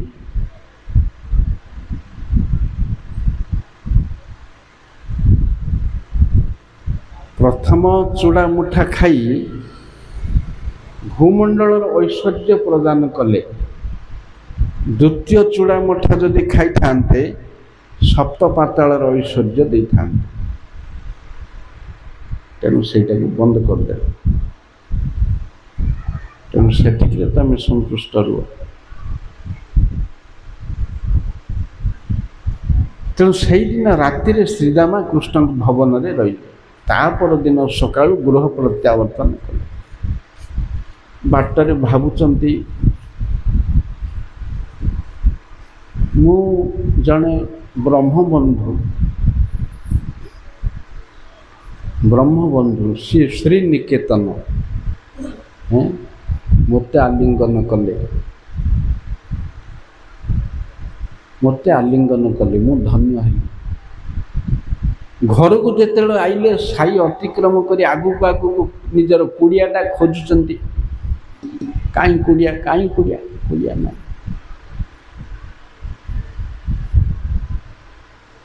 निज घरटा को अतिक्रम करी पड़े पछर स्त्री डाकिले यहीटा आम घर है ये बड़ इंद्र भवन स्त्री देवी मूर्ति हो जाइए घरे दास दासी भर्ती सब प्रकार द्रव्य संभार पूर्ण किंतु निजे से भाया कंकाल चेहरा चिरा मैला लुगा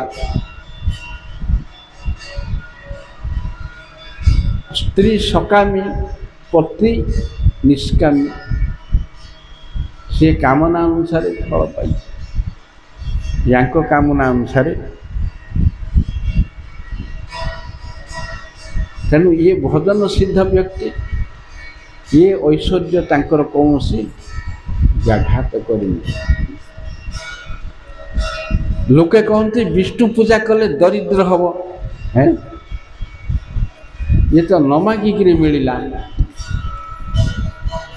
मु आगुरी कही परा भगवान बात्सल्य कोटे पिता माता ठू अधिक पिता माता को मागिले मध्य डेरी हो नमागुण मिलला सब जगह ध्रुव को देले केते लोक खाली सेवा करी संतुष्ट कले हला न मागिले मिल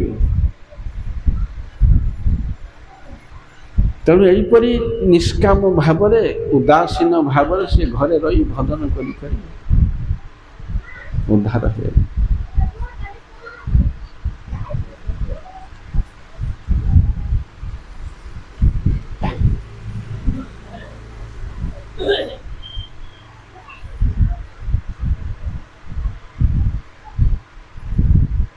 थरे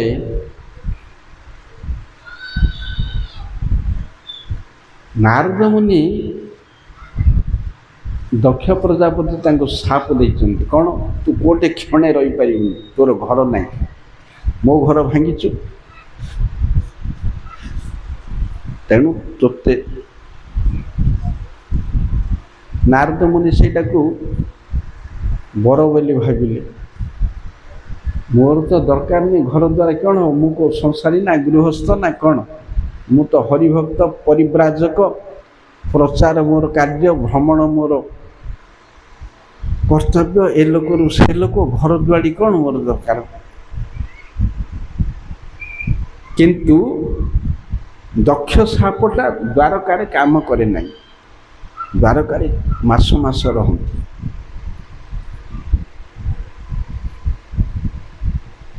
नारद मुनिकर द्वारका परिदर्शन ଭଗବାନଙ୍କର ଭଗବତ୍ତା କେମିତି।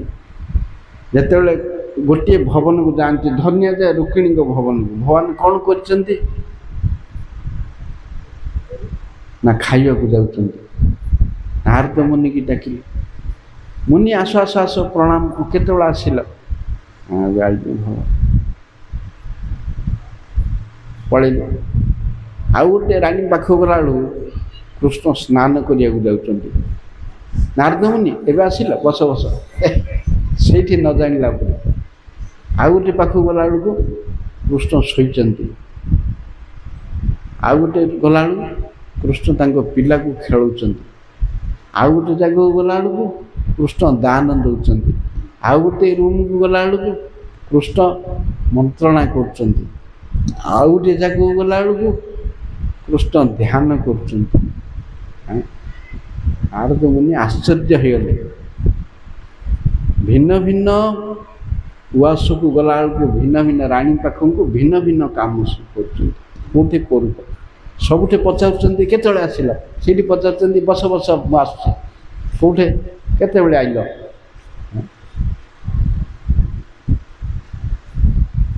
ଏପରିକି ଗୋଟିଏ ଦ୍ୱାରକା ଭିତରେ ସମୟ ପରିବର୍ତ୍ତନ ହେଇଯାଉଛି। ଏଇଠି ଦିନରେ ଏଇଠି ଗଲାବେଳକୁ ସେ ନିଦ୍ରାରୁ ଉଠୁଛନ୍ତି, ସେଇଠି ଗଲାବେଳକୁ ଶୋଇବାକୁ ଯାଉଛନ୍ତି। ସେ ଭିତରେ ଋତୁ ପରିବର୍ତ୍ତନ ହେଉଛି, ସମୟ କାଳ ପରିବର୍ତ୍ତନ ହେଉଛି ସେଇ ଗୋଟିଏ ଭିତରେ।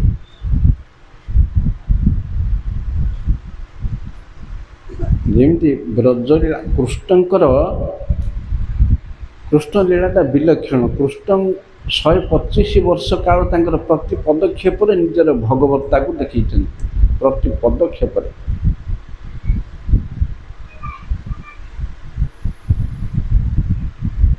ରାସ ହେଉଛି। ରାସଲୀଳାରେ ଗୋଟିଏ ରାତି 12 ଘଣ୍ଟା, ମ୍ୟାକ୍ସିମମ୍ 12 ଘଣ୍ଟା। ଗୋଟିଏ ବ୍ରହ୍ମରାତ୍ରି ପଳଉଛି। ସେ ଗୋଟେ ରାତି 12 ଘଣ୍ଟା ଭିତରେ, ମାନବୀୟ ରାତି ଭିତରେ ବ୍ରହ୍ମାଙ୍କର ରାତି 432 କୋଟି ବର୍ଷ। 12 ଘଣ୍ଟା ଭିତରେ 432 କୋଟି ବର୍ଷ ଯିବାଟା କେତେ ଅଲୌକିକ କଥା। କେମିତି ହେଉଛି? ଯେମିତି ଭଗବାନ ପାଟି ଭିତରେ ଯଶୋଦାଙ୍କୁ ଦେଖିଲେ ବ୍ରହ୍ମାଣ୍ଡ, ଏତେ ବ୍ରହ୍ମାଣ୍ଡ କିପରି ଦେଖିଲେ। ଗୋଧନ ଲୀଳାରେ ଏତେ ଚତୁର୍ଭୁଜ ରୂପ,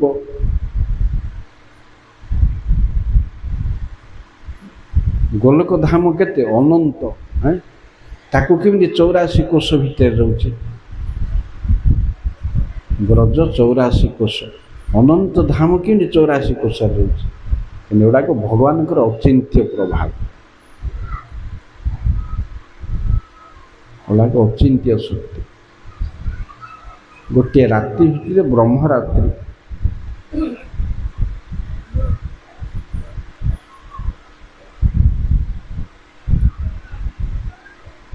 କେତେ ବ୍ରଜ ଭିତରେ କୋଟି କୋଟି ଶିଶୁ, ଦ୍ୱାରକାର 56 କୋଟି ଯାଦବ।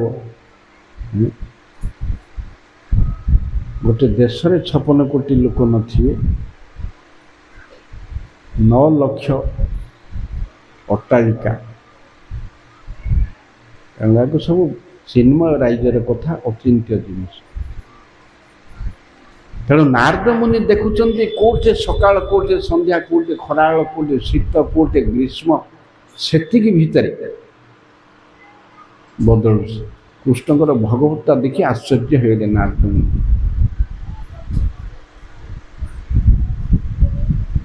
ତେଣୁ ଏଇଟା ହେଉଛି କୃଷ୍ଣସ୍ତୁ ଭଗବାନ ସ୍ୱୟଂ। ଖାଲି କୃଷ୍ଣଙ୍କ ସହିତ କମ୍ପିଟିସନ୍ କଲେ ହେବନି।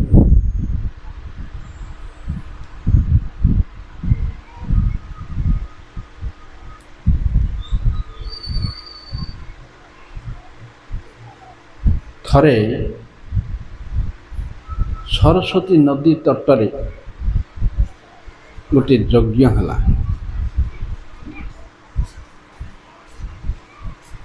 ସେ ଯଜ୍ଞରେ ନାଇଁ, ସରସ୍ୱତୀ ନାଇଁ, ଦିନେ ଏ ପରୀକ୍ଷିତ ମହାରାଜ ଶୁକଦେବଙ୍କୁ ପଚାରିଲେ, कहले गुरुदेव विष्णु तो वैकुंठेश्वर लक्ष्मीपति ऐश्वर्यर प्रभु तांको भक्त माने कहीं दरिद्र शिवजींकर तो किछि नाई श्मशानवासी तांको भक्त माने कहीं धनी उल्टा जा पाखरे किछि नाई ता भक्त सबु जा पाखरे सबु अछि ता भक्त किछि नाई।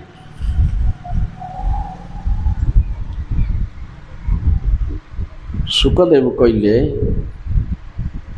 शिवजी होचंती त्रिगुण भितरे थिबा वस्तु गुणमय शिवजी गुण को आश्रय करी शिव अछंती तेणु तांकर भक्त माने गुणमय वस्तु पांत त्रिगुण संसार जिनस संसारटा त्रिगुण हरे ही साक्षात निर्गुण पुरुष प्रकृते हे पर किंतु हरि निर्गुण प्रकृतिर अतीत पुरुष तेणु तांको भक्त माने निर्गुण हन सगुणर भक्त सगुण निर्गुणर भक्त निर्गुण। एहीपरि गोटे प्रश्न तुमर पितामह युधिष्ठिर महाराज कृष्ण को पचाई प्रभुजी आपणकर भक्त माने कहीं दरिद्र कृष्ण कहले खाली दरिद्र नहीं धनी थिले मध्य मु दरिद्र करई दिए जस्याहं अनुगृह्णामि हरि से तत्धनम सुने मु जाको अनुग्रह करे तार धन को हरण करी नहीं जाए।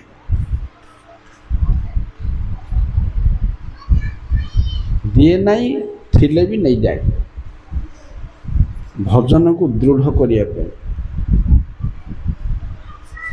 जेतेबेले से सर्वहरा ही जाए समस्ते ताको त्याग करते समस्ते ताको त्याग कले से मोर चरण को धरे मोर चरण प्रति आसक्ति बढ़िले भक्ति रे सहयोग तेणु ताको अनुग्रह करिया पई मु तार सब ऐश्वर्य संपत्ति वैभव जहा थिया सब हरण करी नहीं जाए। तेणु विष्णु को जो माने धन मागंती से दियंती नहीं कहीं से धन विपदर कारण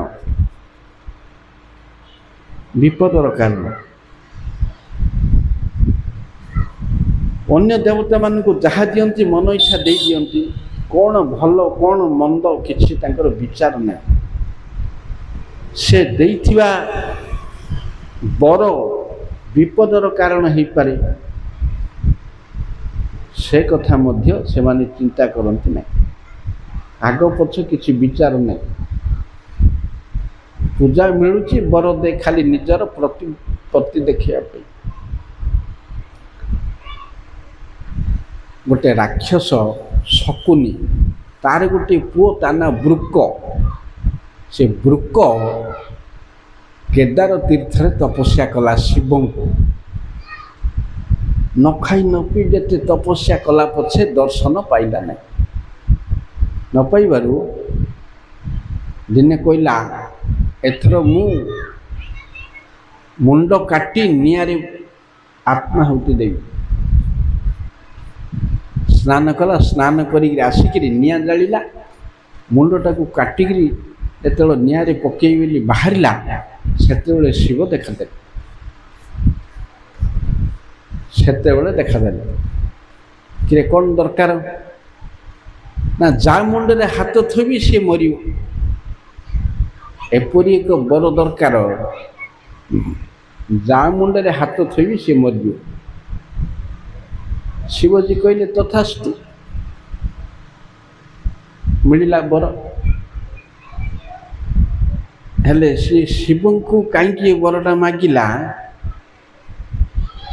शिव को मारिकी गौरी की हरण कर तार पाप अच्छा अच्छे तेणु से शिव को परीक्षा करने से हाथटा बढ़िला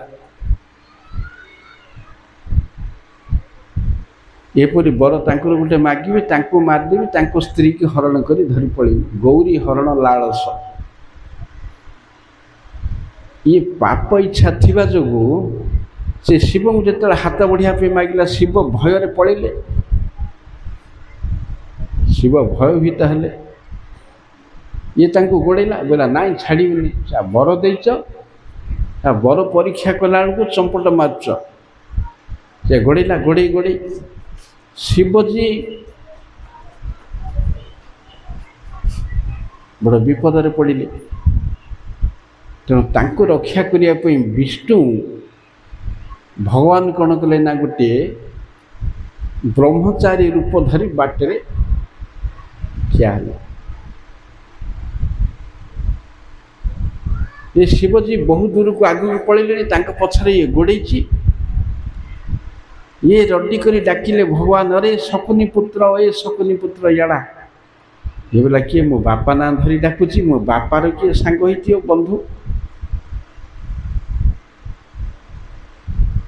बोलिक सी आईला भगवान कथा शुणिक सी मोहित होगा वाक्य मधुर वाक्य कौन है कड़े दौड़ी एत जोर नाइमिटी एमती कथा गोटे बर देते आ परीक्षा कला बेलू दौड़ी पड़ुं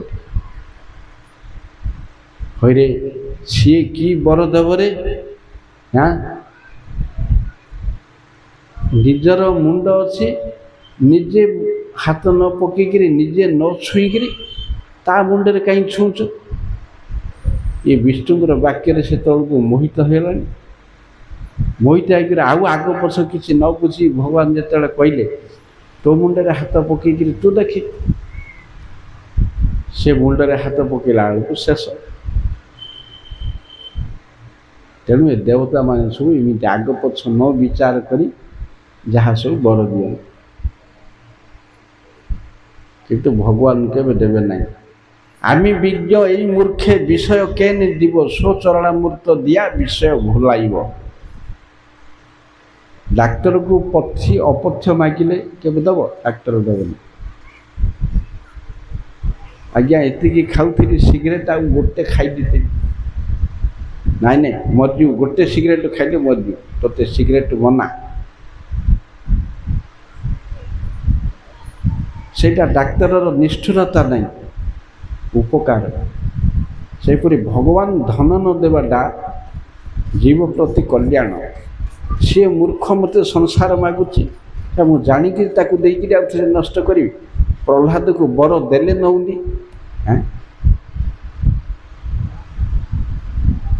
कपिल देव कहते दिव मान न गृहती बिना मत सेवन जना ये धर्म अर्थ काम छाड़ मोक्ष देले भी मो भक्त नौनी मुक्ति देले मोर सेवा छाड़ी कि नौनी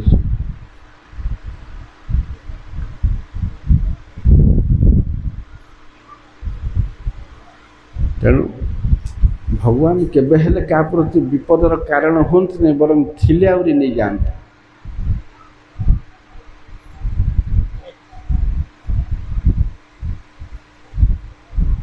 तेणु जिते बड़े शिव कौन जो कौन सी देवता विपद पड़े से को भगवान जाइए रक्षा कर बहुत जगह शिव के रक्षा कर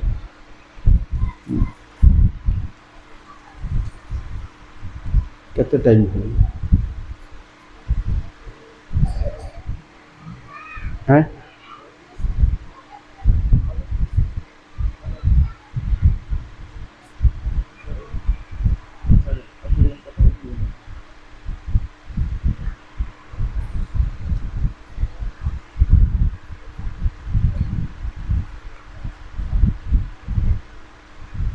तेणु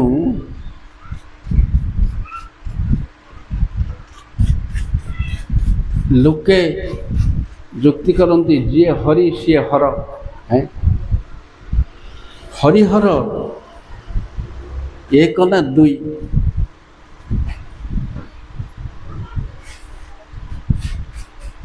देख हरिहर सपक्ष आ विपक्ष दी प्रकार जुक्ति अच्छे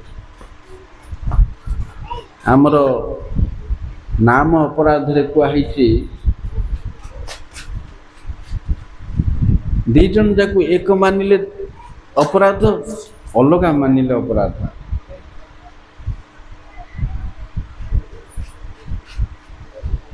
ये नाम से नाम उभय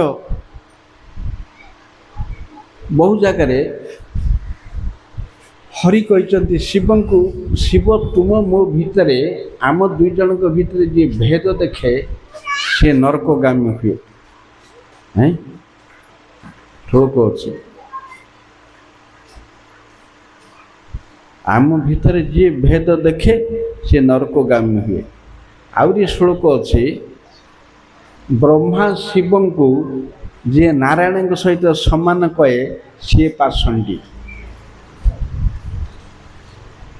जस्तु नारायण देवं ब्रह्मरुद्रादि दैवतः समत्ते नैव भवत स पाषंडी भवत ध्रुवम। एक कहले असुविधा अलगा कहले असुविधा कौन करियो।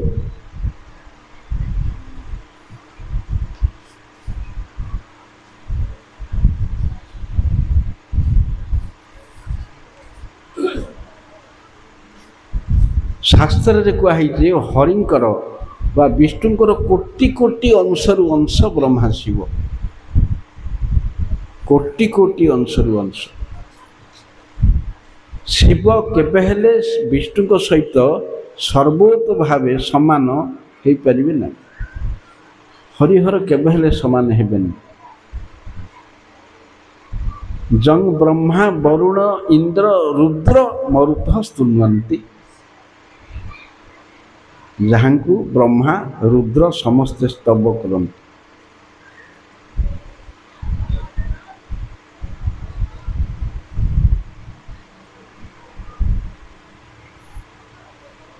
हाँ यार समाधान होची भृगु शाप देइचंती जे शिव व्रत करिवो सी पाषंडी। चतुर्थ स्कंदरी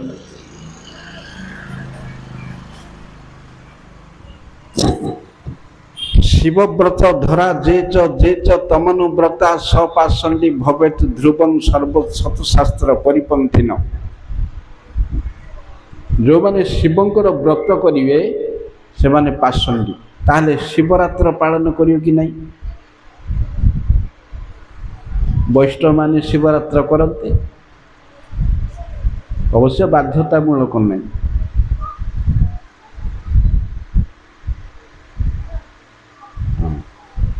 भृगु जोटा साप देइचंती सेटा नुआ कथा किछि नहीं, सेटा वास्तव कथाटा। शिव को दुई प्रकार शिवरात्र पालन करती स्मार्त वैष्णव हैं। स्मार्त भितर शैव अछंती, शैव पालन करते वैष्णव पालन करते। शैव माने पालन करते भगवत ज्ञान रे, वैष्णव माने पालन करते वैष्णव ज्ञान रे। तेणु सेटा वैलिड, भगवत ज्ञान रे इनवैलिड। तेणु सेट पास से सापटा लागू हम। एटा चिमुटा त्रिपुंड्र कटा गंजी सेवनकारी भस्मावृत। तेणु सेटा पाषंडी। शिव को भगवत ज्ञान कराई पारियोनी।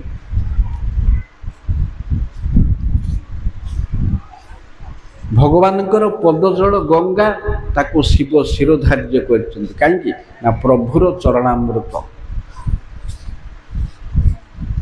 तेणु भेद रही। प्रभु भृत्य मोहिनी अवतार रे शिवजी मोहित हेले, प्रभु भृत्य। वृकासुर प्रसंग रे विष्णु द्वारा रक्षित हेले, प्रभु भृत्य। नृसिंह रूप रे शिवजी संतुष्ट करि पारले नहीं विष्णु स्तव करी तांको ठारू न्यून।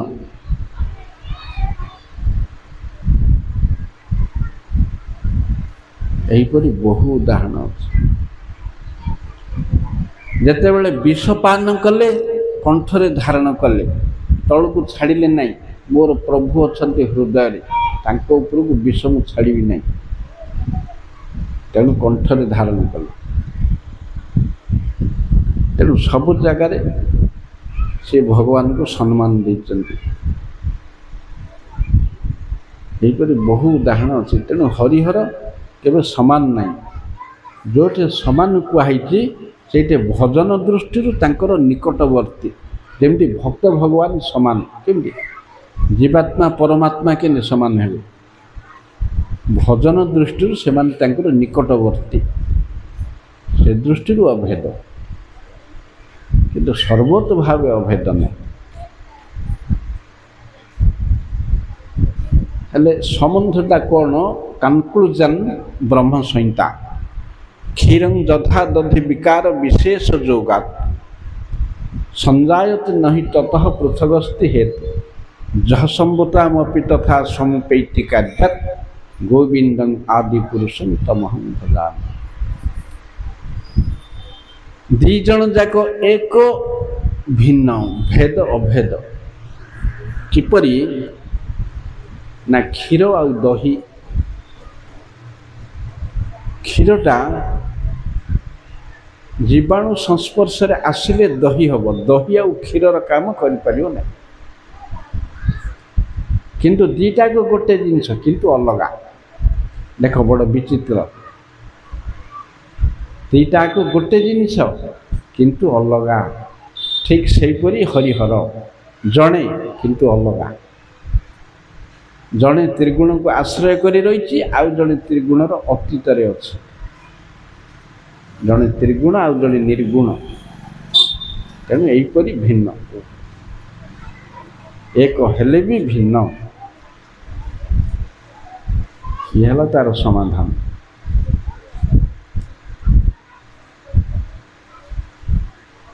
वेदरे गोटे अच्छी शिव रहस्य उपनिषद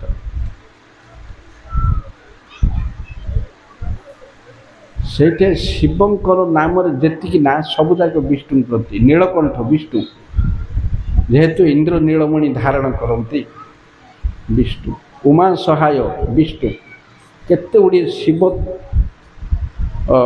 युक्त ना अच्छी सबुजाक विष्णु कहीं शिव रहस्य हेले सीधा शिव को बुझौनी से उपनिषद सब विष्णु तार सब अर्थ अलग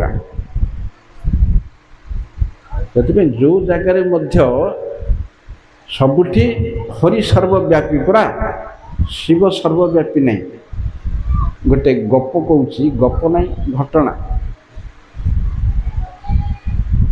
गोटे गाँव रे गोटे मुखिया थिला तार गोटे पुओ थिला से मुखिया पुओ से माने शैव तांकर गोटे शिवालय थिला घरे शिवलिंग पूजा करथिले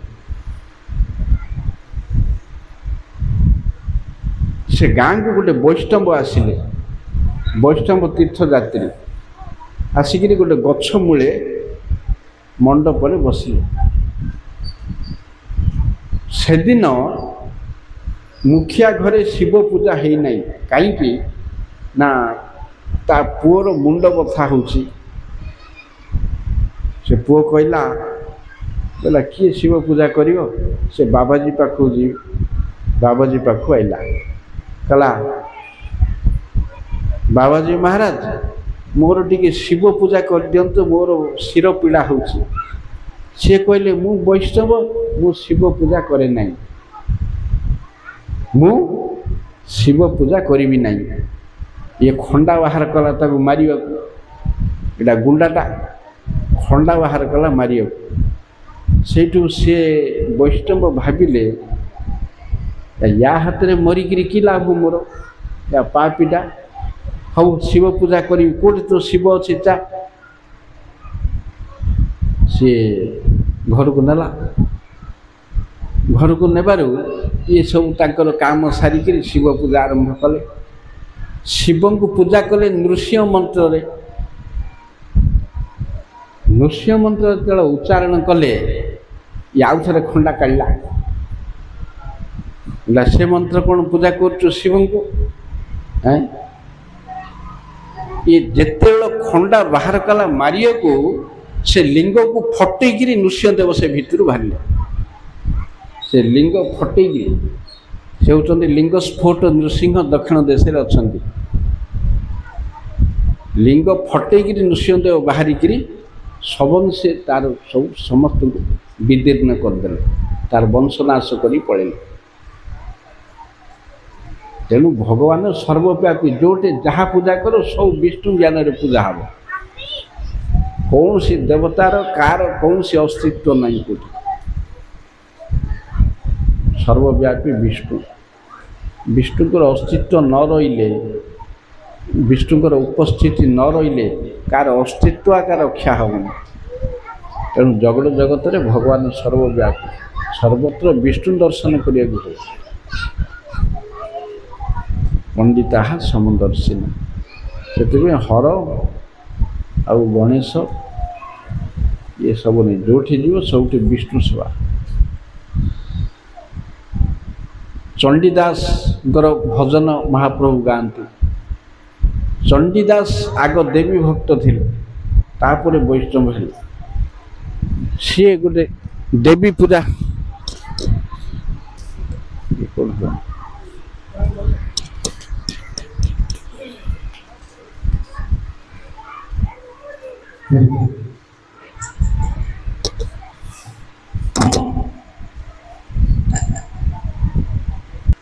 सबुठी तेणु विष्णु पूजा द्वारा सबु पूजा फल प्राप्त हुए जस्मिन तुष्टे जगत तुष्ट विष्णु संतुष्ट न होगा पर्यंत कहीं कहारी को फल दे पारिबे नहीं जोटी जहाँ मिले सब विष्णु कृपा बल मिले तेणु मूल जिनिस हूँ भगवान को संतुष्ट करवा गीतार कहते पूरा जो देवता मानकर पूजा कले भी देवता माने जो फल दौरान सीटा मुआका दौर किए का घर आनी दौनी आउ से देवता पूजा करवाटा उल्टा मोराका पूजा जजंती अविधि पूर्वक सेटा मोर अविधि पूजा हला विधि पूजा छाड़ी कहीं अविधि पूजा करियो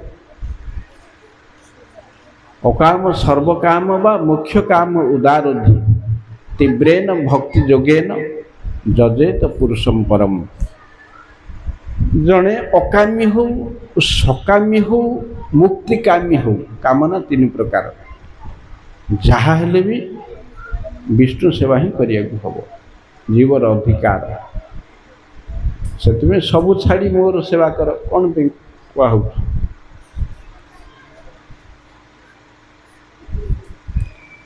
समस्तंकर हरिभक्तिर अधिकार अच्छी सुखदेव कहले परा सार्वजनीन सार्वकालिक सार्वत्रिक सार्वभौम